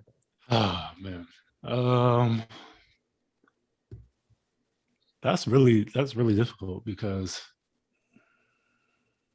I mean the Lakers as they're constructed, I don't see them winning a championship this year. Like with Like all not that they've having been Rondo through. and Dwight. Isn't that weird Not- that not having Rondo and not Dwight having- like takes a lot of their teeth away a little bit? Not having Dwight and JaVale, I thought that was so huge for them. Yeah. Like in the offseason, just bringing in a totally different center. You bring in Trez, who we loved as his time as a Clipper, but he's 6'7", 6'8". Yeah. He's not going to protect the rim. Gasol, I mean, he'll give you what he can, but he's pretty slow at this point in his career. He's still good on offense, but like he's more of like an Embiid type of matchup. But their center rotation has just been really weird. I think ultimately you just got to put AD at the 5, and that's you get the most spacing that way, most versatility. You're not going to get chewed up in the pick and roll like Trez and Drummond and Gasol. Like they're all just food right now in the pick and roll and defense. So, but at the end of the day, you have LeBron James, so you never know. I don't think they're good enough to get there, but it wouldn't shock me if LeBron just did LeBron things and willed his team. Man, so the Clipper in me, I think that they have the best team on paper. Like, do you really? I think they do, but being a fan and a follower of the team for so long, I can't get too optimistic about them ever, just because it never really works out. But again, I think it will just come down to matchups as well. Like, I don't think the Clippers want to play at Denver again if they get past the Mavericks, like, Right. because they have no answer for Jokic. Whereas the Lakers, they do have an answer for Jokic. They play Denver well every time they play them. But then, like, if the Lakers play the Clippers, I don't think the Lakers match up well with the Clippers, and that's been proven in the past 2 years. Like, the Clippers give them the most problems. So it's just all about matchups. And then you throw in Phoenix. I'm rambling now. I'm gonna let you guys speak. You're all good. This is a podcast. You can ramble if you want. No, go on. Here's the thing about the Clippers. Like, I just based on the sample size we've been given so far, I don't like Kawhi and PG together. I just don't. I feel like they're too similar. You know what I mean? They just so like I know it's like supposed to work, but you need when you have guys at that level, right? Like Kawhi is the best at what he does. Yeah. You got to have something different as his sidekick kind of thing, or whichever way it works for them. They're both the same player, I think, in my opinion. So, and then you watch the way Luka carves them up, and it's like, I know it's game one, and you know that series are longer than just like reacting to one game and making a solid conclusion based on it. But like Dallas has nothing but Luka. You know, they got Luka and like guys who know how to play off Luka. Right. They're gonna. What happens if they play Utah? You can't let them do that. When you play Utah and like the rim is protected and the ball's moving and everybody everybody can shoot. I don't think Utah has a chance. You don't think Utah has a chance to beat the? No, is Denver you worried about? I think they play Gobert off the court. Like they'll just go small. They'll put like Batum or Ibaka or someone at the 5. They'll just stretch the court. And I mean, at least looking back at the games this past year that they won, like Gobert doesn't know if he's supposed to stay in the paint and leave someone open for 3, or now he's guarding whoever. They put him on like Pat Beverly when they went small in the corner, and like now the lane is wide open. I think that are they going to get past Memphis? I don't know about that. Yeah, only I know, right? Only if Donovan Mitchell comes back. Yeah. Okay. Donovan has to play. Donovan has to come back. Yeah. Because if Dylan Brooks plays like that, I think they're going to be all right. I don't know. Yeah, but that's like not sustainable. I would agree. Is it? I don't. Is that sustainable? I don't know. I wouldn't think it is. But. Yeah. But Josh, that's the other thing about like Rudy. Like he gets chewed up a little bit in pick and rolls, like because he plays that drop coverage where he extends the play a little bit, makes the guard do all the fancy stuff, and then waits for him essentially. So if Ja can't shoot the 3, Like if he can't hit the three in this series, it's probably gonna be tough for them to beat them in 7. You know what I mean? I think. Yeah. Because Utah shoots the hell out of the 3 ball. Amazing. And They take so many of them too. Yeah. And they had one of the worst nights with that. Right. Yeah. And they're So still right there. Yeah. I don't know. Yeah. Memphis, Ja has to shoot the 3 to beat them. Because he can't just like, if he's just trying to attack Rudy, him and Valanciunas inside trying to get inside on Rudy, like they're not going to be able to keep up because Utah's going to hit threes, like a lot of threes. For sure. Yeah, I don't know. West is a tough to pick a favorite because I just don't trust the Clippers. I don't. Phoenix is really good. It's the matchups though. It's really that's true. It probably is. Phoenix is scary. Like if Phoenix is really good. Okay. Like Ayton looked incredible in game 1. I did not think he was like. There's no way I thought he would have been the best big. Yeah. Of all those bigs, of all those names, he was the best one in that game. Yeah. So if CP3 is okay, like if he's okay, I mean, it's not like they can't make a run with like him hobbled or whatever. Because I think Book and Ayton, if they play at that level, can probably do it. But if he's all right, I think Phoenix might be the team to beat in this West. Like if D-Book plays at that level, and then Ayton plays at that level, and then you have Bridges, who's really good, Crowder, who's a veteran, Campaign, who's been playing. Campaign's had the best year of his career. That came out of nowhere. Yeah, I know, right? Yeah, he's been really good. As a Bulls fan, that definitely came out of nowhere. You're a Bulls guy. I got I'm a Bulls guy. Yeah. No, I stayed on after MJ left, and I've regretted it ever since. Every year since. So I was trying to be loyal, but it's not working out. I'm gonna have to do an episode on them one of these days. That would be like a 5-hour just F-bomb city. But yeah, so I shouldn't like Phoenix. I shouldn't trust Phoenix because Phoenix is always the team that's like they'll put together a good roster and they'll be fun to watch, and then there's a flame out coming in the playoffs. But I just think this group is a little bit different, and I don't know. I like them a lot. And another thing is Denver without Murray, I don't know if they can hang. You know what I mean? I think they're gonna have a tough time. I see. I think they can though. I think Denver only because how Michael Porter Jr. is playing and how Aaron Gordon's playing, like the two of them, I think they can sustain. I think they'll make it. I didn't initially, but now after seeing him, like Michael Porter Jr., how he's actually like been a piece they can rely on now, like in the playoffs. I think they'll make it past Portland at least. All right, let's go on the bracket. My two shockers out of the West are Denver and Dallas. Denver and Dallas I'm the most impressed with. I think in the first 2 games. All right, let's go matchups and let's go down the bracket. So we talked a little bit about Utah Memphis. Let's start there though with the 1-8. Like I do feel it's as simple as like Ja making threes. I think if he can come off those ball screens with where Rudy's switching onto him and hit like 4 or 5 threes. I know it's asking a lot, but he's got to be able to do it if they're going to win this series. Because I just don't think Dylan Brooks is going to score 30 a night. I just don't. Even if he's getting 20, like, and then Ja's getting over 25. But isn't that the difference in game 1? If Dylan Brooks scores 20, Utah wins, don't they? Yeah, but if Ja hits that's without threes Donovan. now. It's true. What is his timetable on his? He's playing. He'll play game 2. Oh, I think that's it right there. It's a wrap. Yeah, I think it's a wrap. That's what I mean. I think Utah's too good. Yeah, I don't think Memphis will ultimately. They might steal another game though. I can see it going 6, but I don't. At the end of the day, I don't think that they can pull that one off, especially if Mitchell is healthy and playing like himself. I think Utah is too much. Plus, if you bring Donovan back and he's healthy, you have 2 of the best 6th men in the league coming off the bench, and Clarkson and Ingles. Like, because right now Ingles is starting for Mitchell. So if you bring that pop off the bench, and then I thought Derek Favors did really good in game 1. I thought he played really well. When Rudy was in foul trouble, I thought he was better than Rudy in game 1. So that won't stay that way. So if Favors plays the way he plays in game 1, Rudy stays out of foul trouble. Mitchell is good with the ankle, and then you can bring Ingles and Clarkson off the bench. I mean Memphis cannot keep up with that. That's too much.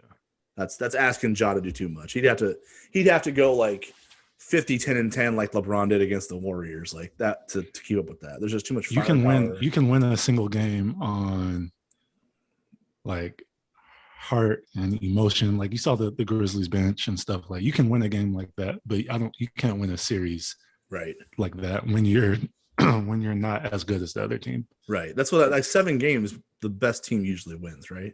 Yeah. Yeah. And that's why the Celtics will win game 3. That's what I was just trying to say. Like, now you guys are catching on. Yeah. So I don't know, Jordan, how do you see Utah, Memphis, or Cole? Like, I got Utah probably in like 5 or 6. I could see Memphis. So you think Memphis gets another one then? I could see it. I think Utah in 6. Yeah. Yeah. I think if Mitchell's fine, like if he plays well in game 2 and the ankle's good to go, I think they won't lose another game in this series. It'll be 4-1 essentially. But it all depends on how he looks. Because if he's not, again, it messes that whole rotation gets altered a bit. If he's not good to go, or if he pushes it too early and he's not right. First of all, if he's not right, he's food out there, like Cole said. And then, but if Ingles has to start, then you only have the one guy off the bench, which is more than Memphis will have. They'll still probably be the favorites, but Memphis can make it more of a series if Mitchell isn't right, in my opinion. And it's a lot more helpful for Clarkson too. Like, I mean, I think he's really good at what he does, but you don't want him to be your main, your go-to scorer. Like you need Mitchell out there. You don't want to give Clarkson too much responsibility to start taking some crazy shots and stuff. Right. All right, let's go Clippers, Dallas, the next game in that upper portion of the bracket. Like, God, man, I don't, it's not like, can Luka beat the Clippers by himself? Like, basically is what the question comes down to, right? Can he get to his spots enough and he shoot the ball well enough, handle the physicality that's going to be thrown at him to beat the Clippers in 7 games?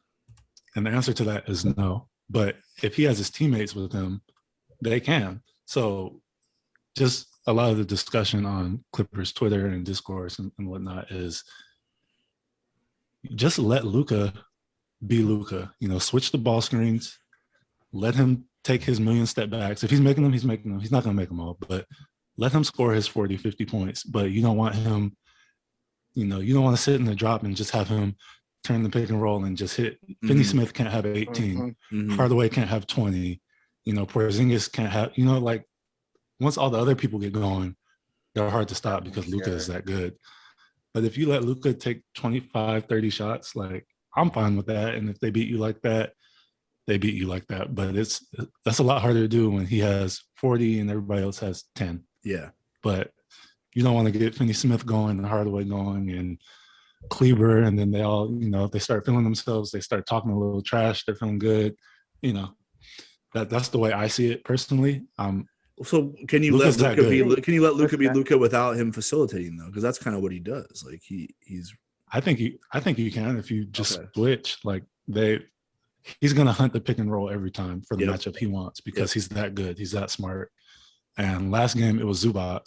And then when they have like a Reggie Jackson or somebody in the game, of course, that's the easy target. But if you have Zubac on him, he's just going to take jumpers. He's not going to go to the basket. He's not going to finish at the basket, I should say. He's going to take a bunch of step back threes, and he's going to take more of them if he's hitting. I think that's the key. You just live with it. You don't overreact. I thought that even last game he was killing them. He was making all their shots, but they were still down by like 2 the whole time. It was when they switched up the coverage and started double teaming him, and he was throwing it to the guy that was slipping the picks, and they were spraying it to the corners. Like that's when the game got out of reach, in my opinion. So don't overcomplicate it to try to stop his. Okay. Well, see that worked, but that worked last year for the Clippers, like when they played Dallas, because like after I guess game 1 when Porzingis was gone, then it was like because then that's when Luka really tried to like be like, all right, let me put the team on my back. And when he does that, he's not as effective. I agree. He like when he takes crazy shots, it's like the pace is slower for the team. It's going to wear you out eventually too. But when he is the facilitator, when like to a cutting Kristaps Porzingis or cutting Finney Smith or relocating like Tim Hardaway Jr., like that's when it gets scary. And that's what they did in game 1. And so Right. that's where it's like, as long as if they limit that and just let him try to go out there and kill, because if he gets 50, like he might even get 50 a triple double, but they might lose because if he's getting 50, he's taking, because of the way he plays, he's taking so many Right. shots from other guys. So And I liken it to like a LeBron. Now I'm not comparing the two, but like I get what you mean. It sounds like you are. Style of play. I get what you I mean in mean, terms of it style of might play. be I get what you right. mean. I get what you Like mean. if you're any team, you're okay. I mean, you don't want LeBron to score 50, but if LeBron's got to score 50 and take all the shots, and that means that, you know, back in the Cavs days, he wasn't finding Corver for all these threes or J.R. Smith and getting downhill and doing all this stuff. LeBron scores 50, so be it. But everybody else was kind of quiet. So I think that's the approach that they should take, whether they do it or not. I don't know. I don't think it's as easy as everybody thinks it is. Just throw Kawhi or Paul George on him because he's just going to call for a pick. Yeah, And like the switches are coming. Yeah. So we'll see. Tonight's going to be really interesting. I still think ultimately that they have too many good players. And then the Rondo edition, I feel like changes a lot. Like I don't think there's any panic where I thought last year there was a lot of panic when things weren't going right. I don't think there's a lot of panic this year, but we'll see. I ultimately still think it'll be Clippers. I don't know how long it's going to take, 6 or 7, but that's it wouldn't surprise me if they lost too. Yeah, no, well, I mean that's the Clipper in you, like just expecting, pessimist, expecting the disaster to be right around the corner. Yeah, I think that's interesting because, like I said, I don't know, I don't necessarily trust for a lot of the reasons you've stated, but there's just something weird about the Kawhi PG thing. Like they feel like they're built from the same type of. They're better when one of them is on the court. Like, yeah, maybe not as a team, but individually. When Kawhi sits, Paul George starts to cook. When Paul George sits, Kawhi gets to post and does his thing. They're kind of they're very similar. They're on top of each other a little bit. I feel the same. Yeah, totally they agree. like the same spots of the court, man. I know. That's what I mean. It's like watching two like Scotties out there. It's like that probably wouldn't have worked. Like, you know what I mean? Yeah. What about Denver? How do you guys feel about Denver Portland? Denver without Murray and versus Dame time, basically. Is that like Portland's been like kind of a hot team to pick the last couple of years, right? Because you feel like if Dame can sustain some absurd play and the others can and CJ can cook and like all that, like they'll be all right. But they're similar. They don't guard anybody, man. Like how do you? They don't guard anybody at all. At all. It's crazy. But they're similar to what we just talked about with Kawhi and PG, like Dame and CJ. Yeah. They don't ever both have good games at the same time. It's either one or the other. Right. Like they're very, they're the same player. I mean, Dame's better, obviously, but they do the same spots, ball in their hands, pick and roll, ISO. Mm-hmm. None of them are really catch and shoot players. I mean, Dame could be, but they just have him with the ball in his hands so much that they don't run any like yesterday I was talking to a friend. He was killing in the first half and they put Gordon on him to slow him down with his length and stuff. But like I thought Steve Kerr is gonna have him running around. Gordon's not gonna be able to keep up. They're gonna do things to get him the ball. Mm-hmm. The Blazers, they just have the ball in Dame's hand so many times in the pick and roll that it's a little bit easier to turn his water off. And then, you get a little bit stagnant. Like CJ wasn't doing anything while Dame was going off. And it's usually like that. But I think that they should have enough to beat this version of the Denver Nuggets so undermanned with Austin Rivers starting and Facu Campazzo. Like they should be able to beat this team. But I think Jokic is that good. And Michael Malone is really that good as a coach. Like, I never thought that much of him until obviously what they did to the Clippers last year and what they did before that to Utah, like just making adjustments and figuring things out. So I can never count them out, even though I think Portland should be able to beat this team. Yeah. Jordan, you like MPJ though, Jordan. You think that's the difference? I do. I think he is the difference for them. And I think I initially thought that the Blazers were gonna like have at it with the Nuggets just because they're back. Like I didn't think they could keep up with Dame and CJ with what's his name out? Murray, excuse me. Yeah. Murray out. But they've shown that in Jokic has shown that there's no problem there, and he's going to go get 38 and only miss 5 shots. And now I'm thinking more so. I'm like, seriously, how good was he last night? Real quick, are we fans? Are Scurry and the Scrub fans of Jokic? I need to know. I am Jokic fan. Yeah, pro All Jokic right. here. I think Steph cool. Curry should be the MVP, but I'm definitely a Jokic guy though. Oh wow! See, this is why I'm saying there needs to be 2 awards. There needs to be you did best say that. perform. There needs to be like a best performance, I felt this way. I've been adamant on this one thing since because the MVP, the award is just weird now. Because I thought it back to like even when Steph and like James Harden, like when it was like between them, because I'm like James Harden had the most impressive performance award, like the year he was like having 60, like in like 4 straight games or whatever it was, something crazy like that. I'm like, there needs to be like most impressive performer and most valuable player. Because like there's years where it's like if it's value, it's like your Giannis, your LeBron's, like what Jokic is doing in terms of value this year for that team, overall value, yes. And then like what Steph did, like not to say that's not valuable, but it was also just so like it was the most impressive performance out of anybody throughout the whole season. So not to go on a tangent there, but that's my whole MVP thing. But yes, pro Jokic.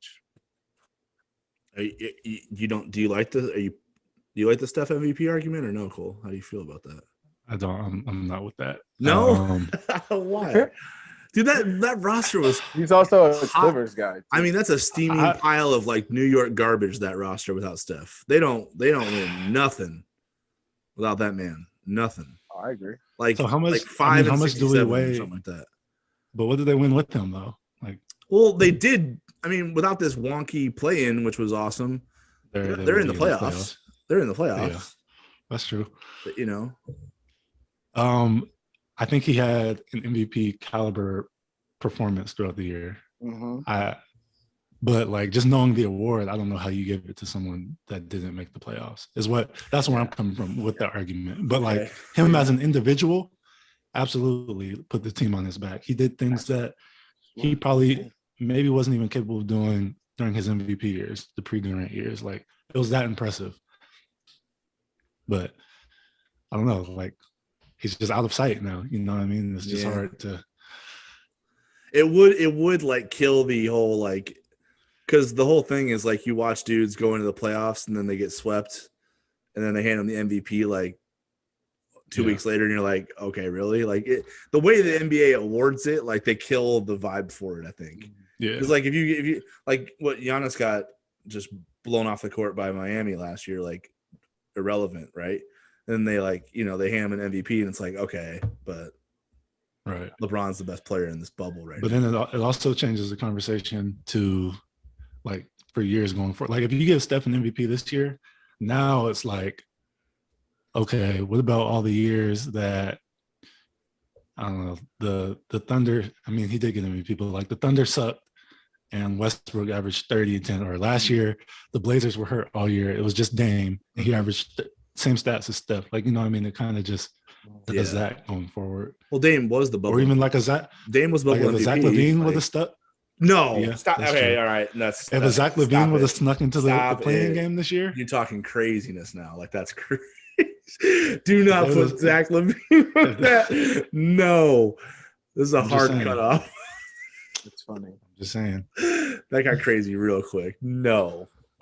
Now I respect your persistence in trying to like negate my argument, but you went too far there. All right, I'll leave it alone then. There you go. I don't know. I just like feel like that he did so much, man. Every pick and roll, like it's not, there's no drop coverage. It's like hard double, get the ball out of his hands. But he gets downhill, he gets to the mid-range, he makes plays for others. They just can't make plays off of him. No one on that roster can make plays. If he had just one more shooter, if he had Clay with him this year, they'd easily be a top 4 seed in the West. Easily. I wouldn't disagree with that. Because he was just like, you couldn't stop him. You can't. He's the hardest guard in the league, I think. The hardest to defend. Because he's so good without the ball too. Like if you sleep for a half a second, it's too late. Like And he's I mean, open they or he mi- cut back door. Yeah, and they missed the playoffs, but I mean, Memphis was an OT loss, and Lakers were down to the wire, so it's not like Mhm. they didn't get stomped out of the playoffs. You know what I mean? Steph's like, Mhm. I don't know. I feel it's crazy because like there are years where even when he was like unanimous MVP and whatnot, people were hating on it. I don't feel there's any way you can hate on what Steph did this year. He carried, like he did Mhm. what everybody has been saying LeBron's been doing for all these years, carried just a massively undermanned roster to a place that it didn't belong. But then people will say, well, LeBron's teams went to the finals. That's true. They did. That's why LeBron's the second. LeBron's in a That's why different- LeBron's is the a different second best category. player of all time, though. That's why he's the second best. Right, Jordan? But yeah, no, stop. Second best player of all not time? That. Right? No. No? That is Goat James. Goat James. You'll see when he gets miraculously to the finals this Oh, year. you think? Oh, that's what you're saying now? I'm going to find out this year that he's the GOAT. That's when it's going to happen. Yes. I've been hearing Yes. that you'll see for like 10 years. Like you'll see, this will be the year he'll show you that he's better than MJ. Are you? He's number 2 for you though, for sure. There's nobody else. Yeah, I think he's solidly number 2. I think the what year was it? Well, the 16 finals. Yeah, that even when They beat the Warriors. Yeah, I mean, even though if Draymond doesn't get suspended, the Warriors put that thing away in 5 or whatever it was, 6. Yeah. Are you? That's a good question. Are you a Kobe guy, Cole? Oh yeah, West Coast. I wasn't necessarily a Kobe guy. No. No, but it sounds kind of weird to say now. Like he's no longer with us. I don't want to sound like I'm talking bad. No, about no, him. Yeah, no, that's all but good. Not like that. Okay. You know, I get what you mean. yeah. But I mean, just know certain people like like the generation of hoopers that just grew up Yeah. watching, like, because I know too, Mhm. especially from being a Celtics fan, like out here, even the love for Kobe runs deep because it's just like when the Celtics were the rivals in 08 and Mhm. 09. Well, all for the way me- to 2012, like For me, I've been a Clippers fan my whole life. So like, especially like my high school years, college stuff, like when the Clippers were good and the Lakers were still good, like I kind of just didn't like Kobe just because the talk around him, they're the rivals, kind of just deflected all of it. But I think once he got later in his career, or even once he retired, I like appreciated way more like how amazing he was. Like it was kind of just a competitive thing in the moment where I'm like, Kobe, whatever. But like now more than ever, it's like he was phenomenal. Like he's not my GOAT, but he's amazing. Like he's up there in my opinion. So Who is your GOAT? my GOAT is LeBron. And Yeah, well, we got I two. told this- We got two no, LeBron like, GOATs on I here. tell Are you people that- serious? I tell people this all the time. I say I grew up on Bron, so it's hard for me to That's like. that's I didn't grow up. I was barely born when Jordan was doing this thing, and that's not to. That doesn't discredit him or anything, but like I didn't live it. All I see is highlights. So like, of course, I'm gonna see all the good stuff. Like, thank you. Dude, It's I'll send different. you. There's Thank like you. full games on YouTube. I'll send all of them to you. I have another laptop. I have like his whole every single playoff game he ever played in like downloaded on my laptop. I'll send what them. makes him? If you want to see what them, I'll makes him show the you. GOAT? I'll What send- makes him the GOAT to What you makes as what- opposed to LeBron? The finals stuff. the whole like the whole story? Did you watch The Last Dance? Right? You saw like Mhm. how the world changed around that man's greatness. Yeah. Mhm. Like there isn't a Kobe without him. There isn't a LeBron without him. Like he made basketball a global game. There isn't. Like it's what was the He was NBA? the What was guy- the Okay, so NBA? we're talking He about was the What was guy the at NBA time. before MJ took off? Like before he was like before Be Like Mike Bird and became a thing? Magic. Yeah. That it wasn't like that. Still on tape delay. I mean, it was in the 80s. Who like yeah, but what does that was have the to do? what was the first dream team? Like that? Bird and 92, Magic were right? on Bird and Magic were on Olympic teams before. And what was the first dream team? I mean, Jordan Yeah. Jordan popularized the game. Yeah, and yeah, it was that- just to a and it- global on a it was global just- scale. Yeah. But it was just at the time where they like finally could do that because they You know finally what the other like, funny- had you know- the technology and the way that like we're able to connect countries. and Technology, share, like like, technology. yeah, very early age, whatever the dinosaur technology you had back in the early whatever age of Michael Jordan, like whatever that was, like it, like progression of time. So, You know what? Just one quick point on that part of it, because people always the argument coming up was always like, Michael what Jordan LeBron definitely has had to a deal with, box cell phone. what LeBron He had has a to CD deal with player. from a social media standpoint is way harder than what MJ has to deal with.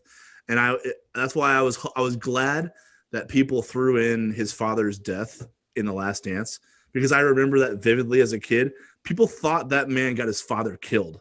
Think about LeBron gets over the gambling stuff. yes, yeah. Yeah.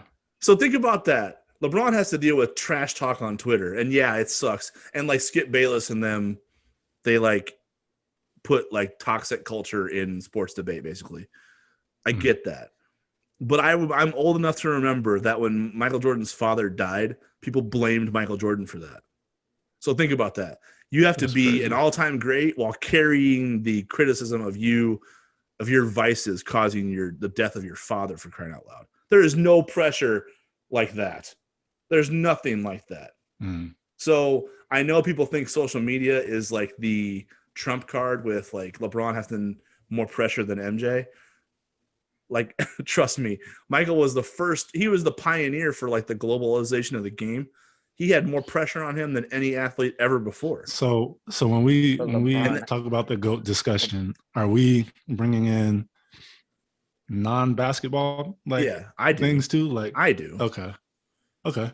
So it's the same thing with Muhammad Ali. I feel like Muhammad Ali's greatness extends beyond the ring itself. You know what I mean? So like I do it with MJ.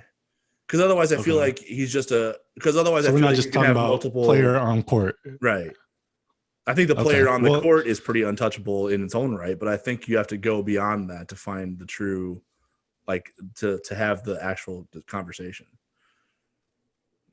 Very interesting. And that's why LeBron's second for me, because I feel like all the off the court stuff he's done, I feel like all the off the court stuff LeBron has done as well as on it puts him above like Bird and Kobe and like everybody else who would kind of be in the conversation. Yeah. Like, you know, I mean, how do you quantify schools and everything? How do you quantify like a Steph Curry? Because literally he changed the game, like all this shooting and stuff. Like, how would he enter the GOAT argument? I mean, I don't think any of us think that he's as good as those guys, but no, for sure. For me, I don't know how Jordan feels, but like for me, it's tougher because his best seasons were on absolutely absurdly loaded rosters. Like, because KD's one of those dudes too. KD's an all-time great. Clay's an all-time great, in my opinion. So that's just like so he's one of them. Then it's tough to isolate him. The way I made this argument, like when we had Mitch on a few weeks ago, there's 3 people in my time, in my life, that have been so good they changed the way the game was played, like at every level, down to YMCA, up to high school, college, all that type of stuff. It was MJ, Iverson, and Steph. Like those are the 3. So I put Steph up there, not quite in the GOAT conversation, but in my opinion, Steph is one of the few dudes that I've seen that you could kind of replicate what he did, and it changed the way people play the game. LeBron doesn't fit that for me because LeBron is like literally physically built different than it's possible to be built in most cases. So there have been very few guys who come up through the game that can play like LeBron does. You don't see people playing like LeBron in high school, AAU, college. Like it's different. I don't know how to explain it, but like you see people playing like Steph all the time. You see people play, and when Iverson was going, like he changed the culture of the game in a massive way, and then MJ did it as well. So I have 3. Those 3 are in a class by themselves in that conversation for me, because I think those 3 all came along and people tried to emulate them on a extremely wide scale. So that's the respect I give Steph. I don't have him in a GOAT conversation, but I give him that because he did change basketball.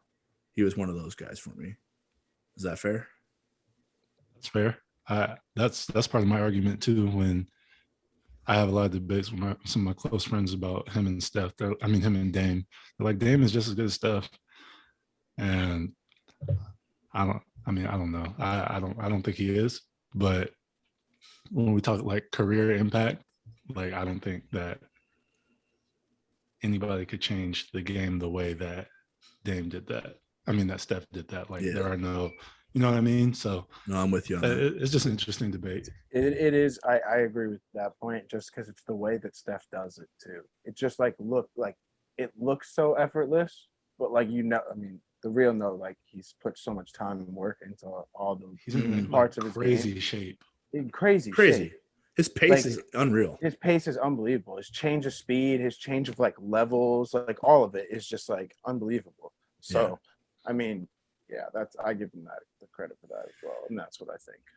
Yeah, but that's why I think. I haven't. That's why I think he's the MVP this year, because everything he does, and then Golden State being garbage, and then basically making the playoffs in an old system would have. I mean, maybe that's a bad argument because it is the system that exists. So, yeah, I don't know. It's not foolproof, but I feel like watching them get bounced early was like a sealer for me. I'm like, man, if he had anybody that could shoot the ball consistently, it would have been. You saw how Clay was so amped up after, like, just the stuff that he put out. I just read from Instagram. He was like, I've never been hungrier in my life. He's just been sitting watching Steph cook for a whole year. Yeah. Now it's like, I cannot wait. Are you a Clay fan? Oh, I love Clay. Mm-hmm. I just the catch and shoot. I think he's the defense. His size, and he's like the sneaky. He's not like a crazy athlete, but he just gets it done. Like if he needs to get a dunk in, he'll get the dunk in. Like he get it done. He's just. Do you think he'll be able to? You think he'll be able to pick up where he left off? In terms of... I do. I hope so. You're talking about an ACL and an Achilles back to back. That is like a tough hurdle right there. Because right now I'm watching Boogie, Cousins. Mm-hmm. He had the ACL and the Achilles. Yep. It's like, man, I mean, he's built a lot different. He's a lot bigger and stuff. But like, he moves a lot different. That's not the same as when he was Bayou Boogie down there in New Orleans, killing with Anthony Davis. Right. Yeah. He's never been. Those are two like major injuries. Yeah. I mean, his shooting. I don't think his shooting is going to go anywhere. That's muscle memory. He's always had touch. He's never like super athletic when he shoots. He's not jumping crazy high or anything. Right. I think it's like the defense and some of the, change of direction type stuff where it's going to take a while, but his shooting will still be there. Let's jump into Phoenix, LA real quick before we hop on the east side of it. What's like, so Phoenix got game one, obviously, but CP3 got nicked up.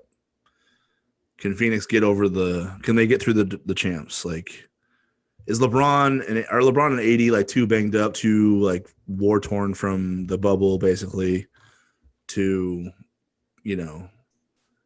grind their way through this series without a Rondo, without Dwight, like all the people we talked about earlier? Like, I'll make my answer pretty quick.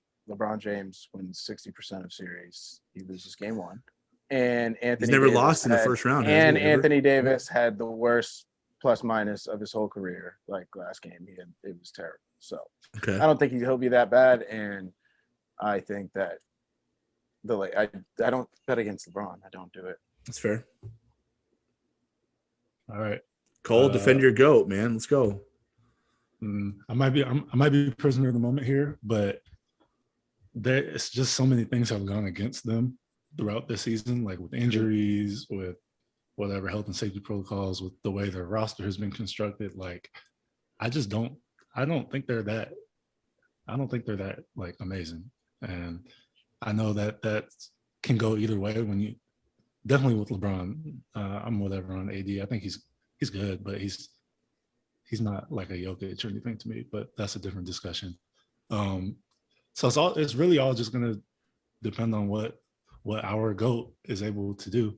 Because I think Phoenix is really good. I think Chris Paul. I think Chris Paul is really good.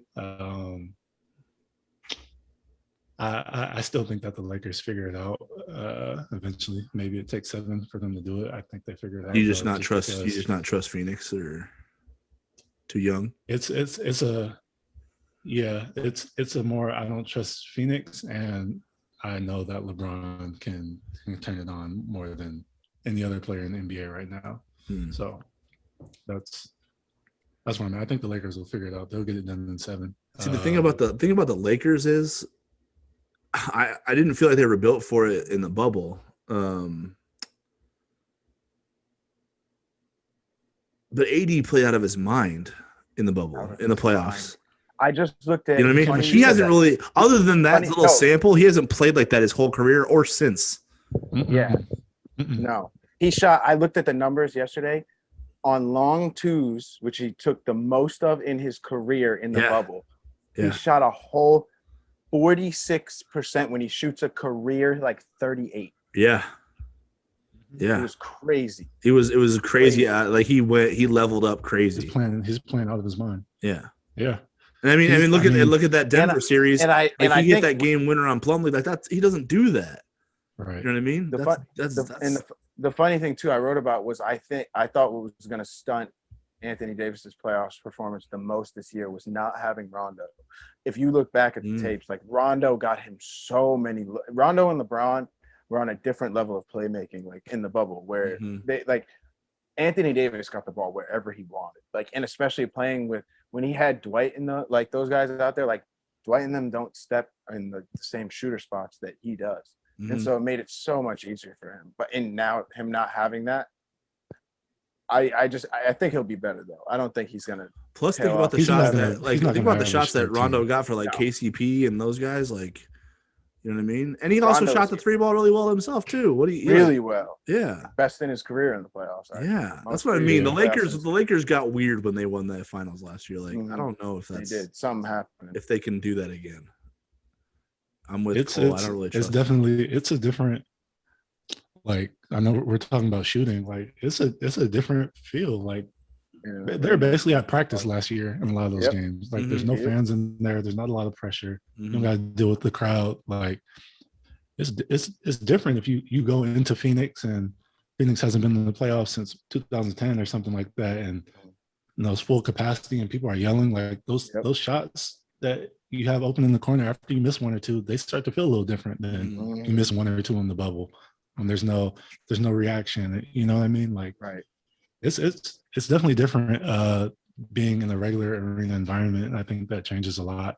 That's why a lot of people haven't been able to replicate what they did in the bubble. I mean, Jamal Murray turned into Steph Curry last year in the bubble. He was so good, right? Tyler Hero they didn't want to trade James Harden for him. Like, it's just a lot. It's just a different setting. Like, but I don't think he's not going to. He had 13 points last game. Like, Anthony Davis is not going to average 13 points. He'll be better. And for as bad as they played, their defense is always. They only allow like 90-something points. Like, if you're going to allow Phoenix 90 points, I trust the Lakers offense enough at some point with their star power to be able to do a little better than the 80 or whatever they scored. So, yeah, I definitely will get a better feel for this series, I think, after 3 games are in. Like, one is LeBron always loses game 1. I swear, every time. That's what. So he comes in and just lays an absolute egg in game 1. He's just feeling it out. He's like, all right. He's just chilling. They're good at this. They're good at that. Like, I'll figure you out. Like, I've seen him do it too much. Let DeAndre Ayton overexert himself in the first game and go get 16 rebounds and like whatever he had. And he's like, I'll have something by game. And really, it's game 3 that matters. Game 3 is really what's going to matter, because it's like if they lose their first one back in LA and they're down, even if they like split now and then they go back and they're down then 2-1 going into game 4, then I'm like, all right, now you guys should address there's a problem. But until then, I think if they drop game 2 and one of the games in LA, they're done. Yeah. Agreed. So if they go down 3-1, you say it's over with. Yeah. Like I think we'll know by then they're just not built to win it this year. Because LeBron will figure it out before then. If there's something to figure out, he'll figure it out before then. Like, so that's what I just think game 1 is I've learned over the years never to panic after, or never to make a conclusion on a LeBron series based on game 1, because he's laid so many eggs in game 1 that it feels like intentional at this point, where he's just like, I'm gonna let you guys get real comfortable, and then I'm gonna go in, I'm gonna watch film, and then we'll talk with our guys real quick, and then we'll come out and you won't even know who you're playing anymore. Very calculated. Yeah. One of the more cerebral like if you talk about GOATs, like cerebral players, like I don't think there's been anybody like who thinks the game like LeBron ever. Right. Like MJ was like mental warfare. Like LeBron's about game warfare, if that makes sense. Yeah. You know what I'm saying? Like tactical warfare, I guess. Am I talking in the same thing? Am I talking in circles right No, now? I got you. I get what you're got you. saying. Okay. Makes sense. Yeah, he'll figure something out. If there's something to figure out, he'll figure it out. So Philly, Washington. I feel crazy even asking this. Like Come on now. the Russ show.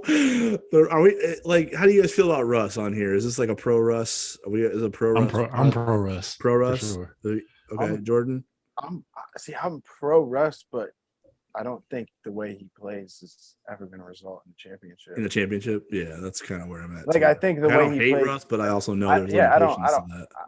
Like I think yes, I agree. I think there's just limitations to the way that he plays. I think he's like a unique, one of a kind type Mhm. player in terms of the energy he plays with and his physical ability and what he can do. Like not a lot of people can literally pull off the moves that he does, Yeah. attacking the basket and body control, things like that. But I don't think I don't think his style, just even if you put like an unbelievable group around him, I don't know if that could end up in the championship if he's playing averaging triple, even if he's just averaging triple double. I don't know. Yeah. Cole, Philly's walking through this series, right? Yeah, it'll walk in the park. I don't even know if it'll be a gentleman's sweep. I think it might just be a sweep. Yeah. Yeah. Philly's too good. I got that one over. Mm-hmm. Yeah. I don't think were there any of the teams that could have made that 8 spot that would have given Philly a run? Like any of them? I don't think there were. Nah. Because who was it? Indiana, Charlotte. Yeah. Right.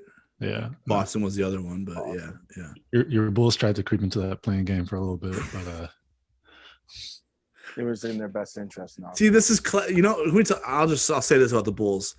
Classic Bulls for them to make a playoff push by trading for Vucevic. Yeah.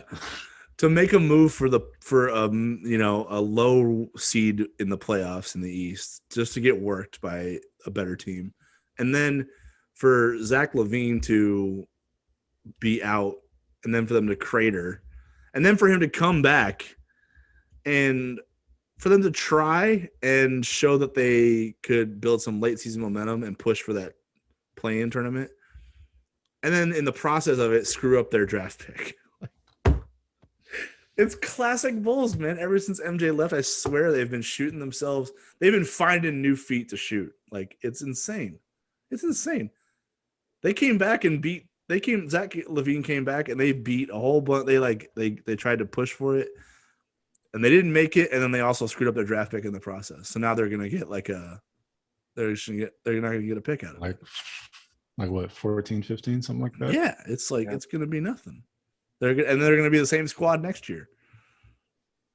Like I hope you know what I hope they do? I hope they find like the Warriors. Like I hope Golden State gets like the 4th pick, and like the Bulls are like, hey, you want Zach LaVine at the end of his deal here? Like they're like, oh, so you're not I figured out that you're not a Zach LaVine guy.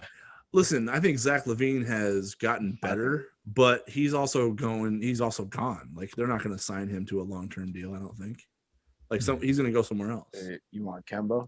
I'll trade you Kemba. I do not want Kemba. Thank you for asking though. I appreciate I appreciate you asking. Now that would make it a series. Give me Zach LaVine, Jaylen Brown healthy, and Tatum. I'll take it. Okay. Yeah. Well, if you give me all your that's fine. I'll give you that. We have no picks this year. Yeah, I was gonna say you ruined all that. No, Golden State. I feel like if Golden State still falls into where they can't get Minnesota's pick is protected, I think 1 through 3, right? Until 2022. So if Minnesota gets like the 4th pick and it goes to Golden State, yeah, I'm Billy Donovan, but yeah, send LaVine, man. Get like a Jalen Suggs, build it back up. Golden State. I got you. Yeah. Matt's trying to ship. You're gonna have to get Draymond out of there then, if that's the route you're going.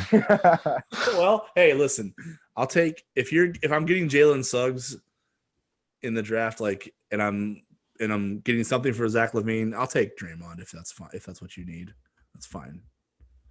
If that's what Golden State needs to make it happen, I'll accept that. You can throw me Jordan Poole too. It's cool.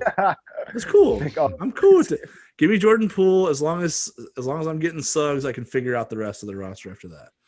But Zach LaVine's gonna walk and they're gonna get nothing for him, so it's like it's pointless. Just make the move already. He tried to go for it, then he was out. And then you tried to go for it again for the play-in tournament, and you screwed up your picks. Like so, yeah, they don't want to be stuck in that like mediocre fringe purgatory forever. Yeah, they're like, you know what they are? They're turning into the Clippers, Cole. Wow! They're turning into the Clippers. There. That was good. I didn't expect. Not quite, but I can see what you're saying about the results. You know what I mean. You know deep down what I'm talking about when I say that. Like about the end result. Yeah, doing the same thing over and over. Yeah, right. Yeah. The faces changed, and the process stays the same, and the results stay the same. Like, but the process is still more fun. Yeah. Is it? I mean, has it been fun? I'm just asking you straight up. It's fun for me. It's probably more fun for people that don't like them. But all right, that's fine. As long as you're enjoying the process, because the results haven't been enjoyable. Yeah. No, but I mean, they still put out some fun products. Lob City was fun. Lob City was a lot of fun. You're right. Last year's team was not fun at all. They're hard to watch. They're boring. They didn't like each other. This year's been fun though. Yeah, this is where I used to play AAU with my guy Terrence Mann for the Clippers.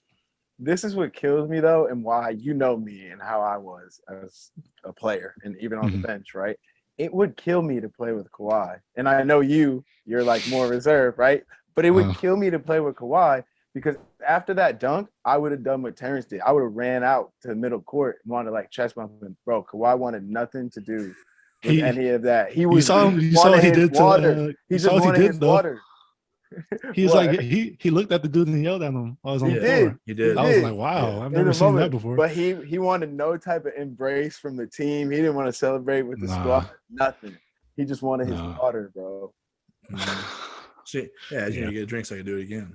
Yeah. Real quick, just to touch on that real quick. I remember last year. I don't mean to say this to offend your Boston Celtics, but I remember last year. It must have been the Clippers' first game with Paul George and Kawhi at Staples Center.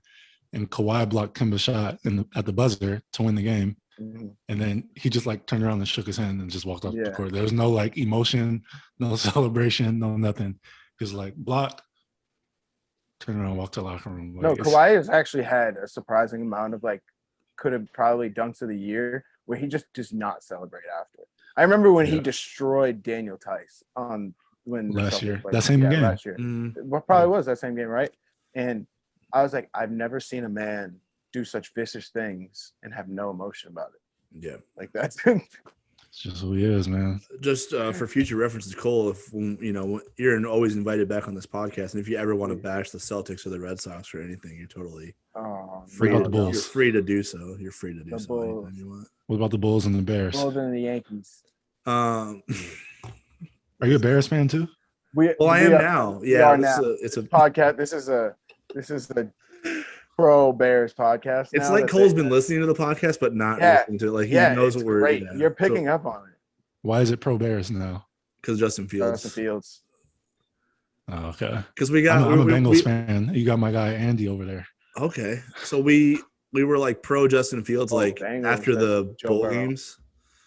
And we were like, why is Justin Fields not getting love for like the top pick? Like, why is he talking about following this NFL draft? Really weird. Really weird, right? Blew my mind. Zach Wilson is the biggest. I'm like, who I can't. Who decided he was just the consensus number 2 overall pick? But is it Matt Jones, the guy from Alabama? Yeah. How did he just randomly get thrown into like top quarterback consideration? That came out of nowhere. I don't know. That's another thing that I think just when Kyle Shanahan was just mind game, like messing with people, knowing he was going to take the kid from North Dakota, like that, like made sense after he was like, oh, I know something nobody else knows. I think he made Mac Jones millions of dollars. Oh, for sure. Because just the media decided that the person that Kyle Shanahan was talking about was Mac Jones, but it wasn't. And like, then we just decided, oh, like it because that fit the mold of a Kyle Shanahan's offense, like, then the Patriots are like, oh, this is the next best quarter. I'm like, I'd rather have had Kellen Mond from Texas A&M, honestly. Like, I don't think Mac Jones will be very good. I don't.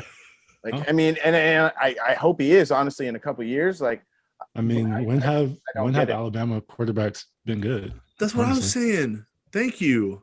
I mean, Everybody was like, but that's a recent thing. That's what I'm saying. everybody was saying that like a about recent Justin thing. Fields. They were like, why Ohio State doesn't ever have good quarterbacks? I'm like, okay, so when has Alabama had good quarterbacks? Yeah. Who's their last quarterback to even play in the NFL? Was it Who? AJ McCarron, Alabama? No, they I have. guess, like, if that's I mean, what you if- call if- it. I mean, just if you want to count Jalen Tua Hurts, but he Tagovailoa. transferred. Yeah. Tua is the only one. That's right. Right. He hasn't. I mean, he hasn't. Tua done and anything Jalen yet. Hurts are the only ones. But yeah, I would say that's more. I would give Jalen Hurts Oklahoma. Mm-hmm. Mhm. He's him and Kyler Murray, and then Yeah. Sam Bradford, Oklahoma quarterback. We've seen that one, but like, Plus, Ohio State never really has produced a guy like Justin Fields before. no, it's all been Like, like they've all been Cardale. It's been like a undersized. Cardale Yeah. Jones body, Yeah. or who's even the dude who's the backup now in Pittsburgh What's his name? from Terrell Washington. Pryor, right? No, the one. Oh, from no. For the Washington football team, he's a From- backup. Yeah, he was on the Washington football team, and he got like Dwayne released halfway- Haskins. Dwayne Haskins. Yeah. Yeah. It's usually like that mold, the Cardale Jones, Dwayne Haskins, like Yeah. that kind of. You see that big on. Hmm. It's like you don't usually see Justin Fields. Justin Fields is He was like throwing like 60-yard Russell Wilson, darts. Kyler Murray. Like look at the NFL. Yeah. Look at where quarterbacks. Yeah, so that's why we were like, it's like on draft night, it was like a Bears super fan podcast after that when they moved up and got Justin Fields. So how many games, if any, before he takes the starting job from Andy, or is it his already? Well, I that's a think it good should be question. his, but I'll give 5. Yeah, I need to see their schedule first. Yeah. I need to see their schedule Mhm. first. But I'd say I give them 5. Yeah, If they're like 2-2 after 5, I think they'll be like, nah. that's 4. No, I mean, sorry, excuse me. 2-2 after 4. Yeah. By game 5. Okay, I got you. Yeah. So, No, I was gonna say after 4 games too, so I'm with you on that one. Yeah. Yeah, that's Justin Fields' interruption there. Sorry. Yeah, it's a Bears superfan account. Yeah, you can bash the Bulls though. I'll help you if you want to. Yeah. Or in the Yankees, you can do that. You can get on No, there. that's Talk okay. about how the dudes that pay the most money are never good at the same time. It's awesome. Do you have a high payroll, right? In Boston, don't you? Shut up. Oh, okay. Shut up. Interesting. Shut up. Still better than you though. Hey, Still wait. better than you. How are they doing this year? Speaking of payroll, Boston's got a lot of money, right? What happened to Mookie Betts? Shut up. What Shut happened up. to Mookie? Why would you bring that up? How many times did you trade? You've been traded Mookie. You didn't want to pay Whatever. Mookie, Xander so you traded him Bogaerts. twice. Bogaerts is probably the best shortstop in the league right now. It's all right. You traded him 2 times because you didn't want to pay his ass twice. You traded him, then they failed. Physicals got involved, and then you're like, okay, fine. No, we got to move him again. We can't pay Who this. did they get back in that trade? Yeah, I who don't did you know. get back from that? I don't mean. Mookie I'm Betts. just- I honestly just wanna know. Mookie Betts should have been a Red Sox for life. For life, right? Yeah, like the Dodgers already. It's all right. It's all right. At least I don't have all the money in the world to spend and like still can't figure it You out. do though. You do. No, we don't. You do. No, we don't. You do. No, we don't. Nope, it's gone. You could have Because paid took Mookie. it. You just didn't want to because you don't like that. You're not about that life. Nope, we You're like about, Dustin. throwing $300 million like contracts Dustin- at people. We like Dustin Pedroias and Nomar Garcia Parra. Yeah, so- exactly. I know what you're talking about. Man, I Yeah, haven't you heard that do. name in so long. Yeah, you do. Mookie's better than Yeah, both of them Omar. put together. Yeah. It's all right.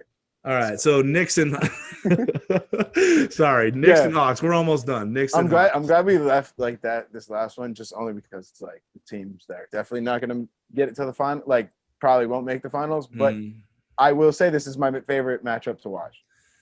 Why? What do you Out like of about the this one? What? Why? Did you not? This was first of all, it's at the Garden. I don't know if you noticed that. I did. That's where my last ever game was. That was the last time I was in the Knicks locker room. The last ever. It's true. Cole, funny story. Like a year ago, they literally shut down our game in the Garden. We were in the Knicks locker room. Yeah. Mid game, right? Mid game. Halftime. Mhm. Yeah. So we Yeah, I were was in the watching Knicks it. locker room, Mhm. and so I thought it was just great and come to full circle moment because that was the first game I saw in a while NBA I see game what where you're they panned to the fans and New York looked alive.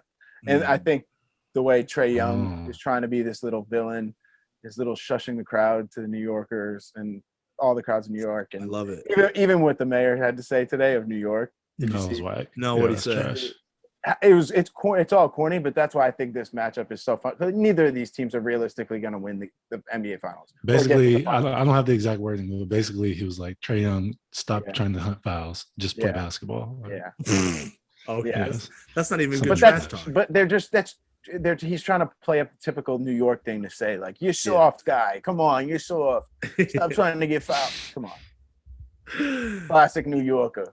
So here's the thing I loved about that game. It's like, because growing up, I'm always used to watching the Knicks get crushed, like their hearts broken in the Garden. So that to me was like watching the crowd come back, and then watching Trae just for that to happen. Yeah, watching Trae game them and then shush them, and I was like, that to me is New York Knicks basketball right there. It's like getting super hyped. Like, this is our squad, this is our year. They're so tough. They're built the way we love our teams to be built in this city, just like hard-nosed grinders. Yeah. And then Trae's like, watch me cook, go in the lane, easy money.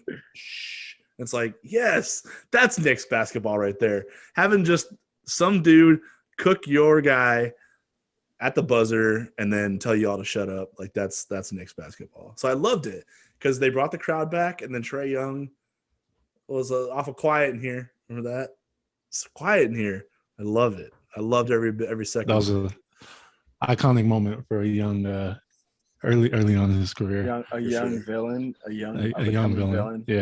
The problem is though, I think the Knicks might be better than the Hawks. That was Julius Randle's worst game. Yeah. Right. He started his like most improved player streak, if you will, and he won't play that bad. Yeah. Does anybody on here think the Hawks can beat the Knicks in this series?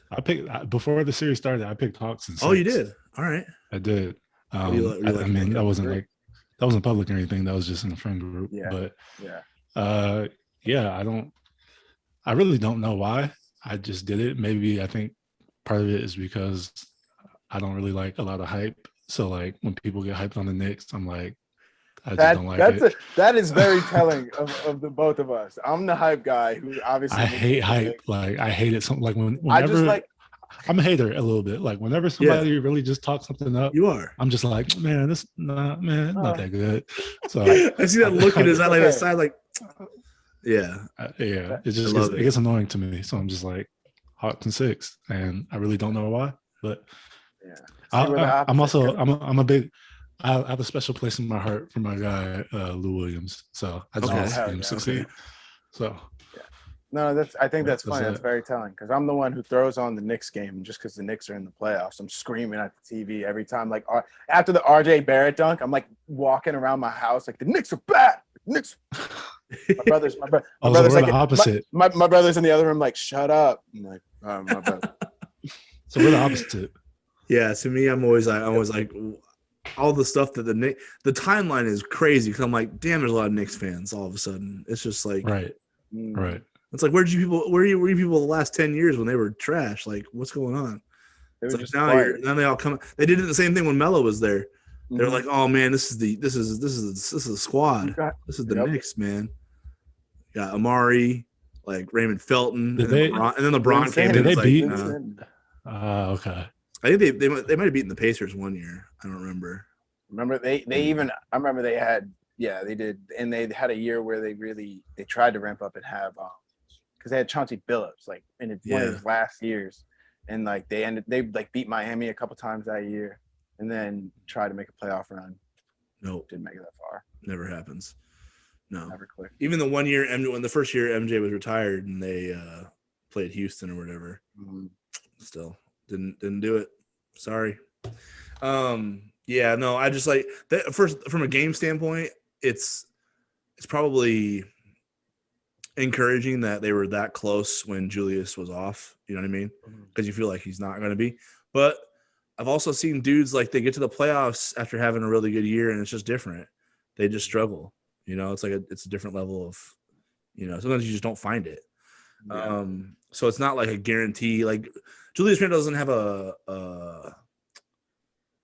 body of work that makes me think he's going to snap out of it if he struggles. I think it might go the other direction. Like if he struggles, that's not the market that you want that to happen in either. New York market, that would be kind of tough. For sure. Yeah. And also they struggled to contain Trae at all in a ball screen. Mhm. I mean, he did Mhm. everything he wanted. He got to all his spots. He facilitated. He scored. Like that's a problem. You know what I mean? They Pick and don't. roll, man. The guards are so good today's game. Like Surgical. pick and roll Surgical. defense is so tough to do because Mhm. you just. I mean, there's really no answer. You just kind of have to hope that Yeah. they're off. Like if Yeah. you're gonna switch a big onto them, like Trey, Steph, Dame, Luca, like But that's you not gonna can't be work. you Mhm. can't be physical. You can't go under. But Nope. then if you sit in the drop and let them turn the corner and get into the paint, like there's so much shooting available and like it's it's tough. Pick and roll defense is tough. That's why everybody, their best players are so good at it. Like Yeah. Booker diced up the Lakers the other day at pick and roll, the same play over and over. Mm-hmm. They had no idea what to do. Like it's just It's I don't know interesting what I too. would do either. I thought funny you bring that up because I thought the interesting thing too, talking about Devin Booker ball screens, was the dude that they're attacking on the Lakers, and I never would have guessed it would be this person, is Trez, because he sits back in that drop coverage. Like and then I could have told you that was. Yeah, I was gonna say I thought that was. Yeah. I didn't think it would be like, I don't know. I know he's like the tweener, but I didn't think it would be that, like, especially even in this. He's like he's the weak side shot blocker that throws stuff out of bounds. Like, but other than that, like he's so undersized, which is, I mean, it's not his fault that that's the position he plays and the height he is, but like there's just it's tough. Like if you're gonna play the Nuggets, you're gonna play the Sixers, you're gonna play all these bigs that are post dominant. He's gonna struggle like he did last year. Yeah. But also if you're gonna put him in pick and roll, like if you get Jason Tatum going downhill, like he's not gonna meet Jason Tatum at the rim. You know what I mean? Like backpedaling. Yeah. So yeah, it's tough to figure some things out with him. That's why I think that having AD on the court with him should help in theory, just to kind of hide him a little bit. But in playoff basketball, like they're gonna find him, and they're gonna get what they want, the other team. So but that's kind of why. That's kind of why I like Atlanta, because Trey, I think, he's gonna be the biggest problem in that type of, when the game gets down to possession for possession and he can just set ball screens and go, like, make plays. The Knicks can't stop that. Like even when they tied the game, I was like, it doesn't matter. Trey's going to get a good look here. So you're at the mercy. You're at the mercy of him missing. And I think when you're at the mercy of him missing, you're going to probably fall more often than not. In a 7-game series, I think he makes more. So I don't know. I mean, he got around, like, they didn't even trap it well. Like he was just like, he got around the outside of and then it wasn't even drop covers. They played it real aggressive, and he still got around it and got into the lane for an easy floater. Like that thing was easy. That's easy money for a game winner. Easy money. And then they don't want to. I'm sure like part of the reason that happened too is they don't want to foul him. Like, right. They know he's going to bump into him and sell it, and so you're probably a little more cautious and getting close to him and drawing contact and stuff. So. Yeah, I think they were just trying to wall off and make him shoot a deep three, but like he got around it still. Yeah. So I don't know. That's a problem for the Knicks. They need to answer that question before I feel like they're going to win this series. Because again, I don't know if you can bank on, like, Julius might play better, but also sometimes guys in their first postseason, like when they get into it and they're the guy, sometimes they struggle with it. So it's not like a bankable. Like you can't. I know people are feeling good, like, oh man, the Knicks lost on the last possession and Julius Randle was off. He might not be what he was in the regular season in this series because it's just tougher. So, Nate McMillan's a pretty good coach. Like, that dude knows how to game plan for people. So, he's won. He should absolutely have that job next year. Oh, 100%. Like he's won at every single spot. Like, yeah, that dude should always have a job in the league. Yeah, I trust Atlanta a little bit more because Trey can do his thing. We kind of already talked about Miami and Milwaukee a little bit, but I guess like from this perspective, let's just do how does Miami beat this team in 7? Like that, well, they're down 1-0 now. So how do they win 4 out of the next 6 against this team? Are they down 1-0 or 2-0 now? 2-0. Oh, it's 2-0. Yeah. How do they win 4 of the next 5? Yeah. You're right. Oh, I mean, it's gonna go ahead. It's tough. I think it's an uphill battle. I just think they would have to. I mean, it's going to come down to if they're hitting.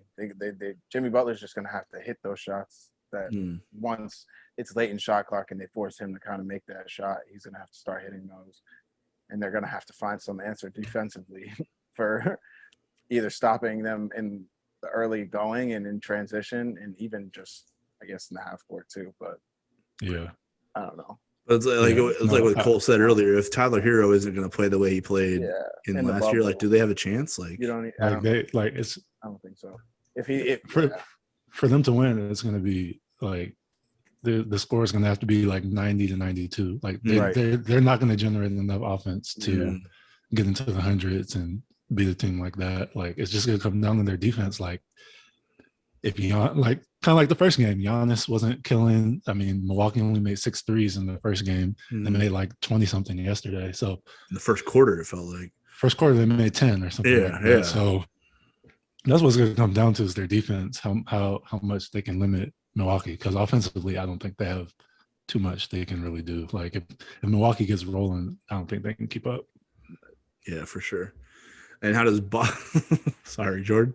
How does Boston beat Brooklyn in a 7-game series? So they don't, but they'll win game 3. Also, you're not even going to try to make the argument then. Huh? Actually, maybe what? Maybe it'll be game 4 now, I'm thinking. Because then if Brooklyn gets off to a 3-0 calm start, they'll like let them win game 4. Actually, doesn't matter. Like, KD will be like, yeah, I'm gonna sit. KD will be like, yeah, I'm gonna chill game 4, let Boston get their win, and then he'll respond to like some 14-year-old on Twitter after the game who's like, haha, we got you, and he's like, yeah, because I sat out.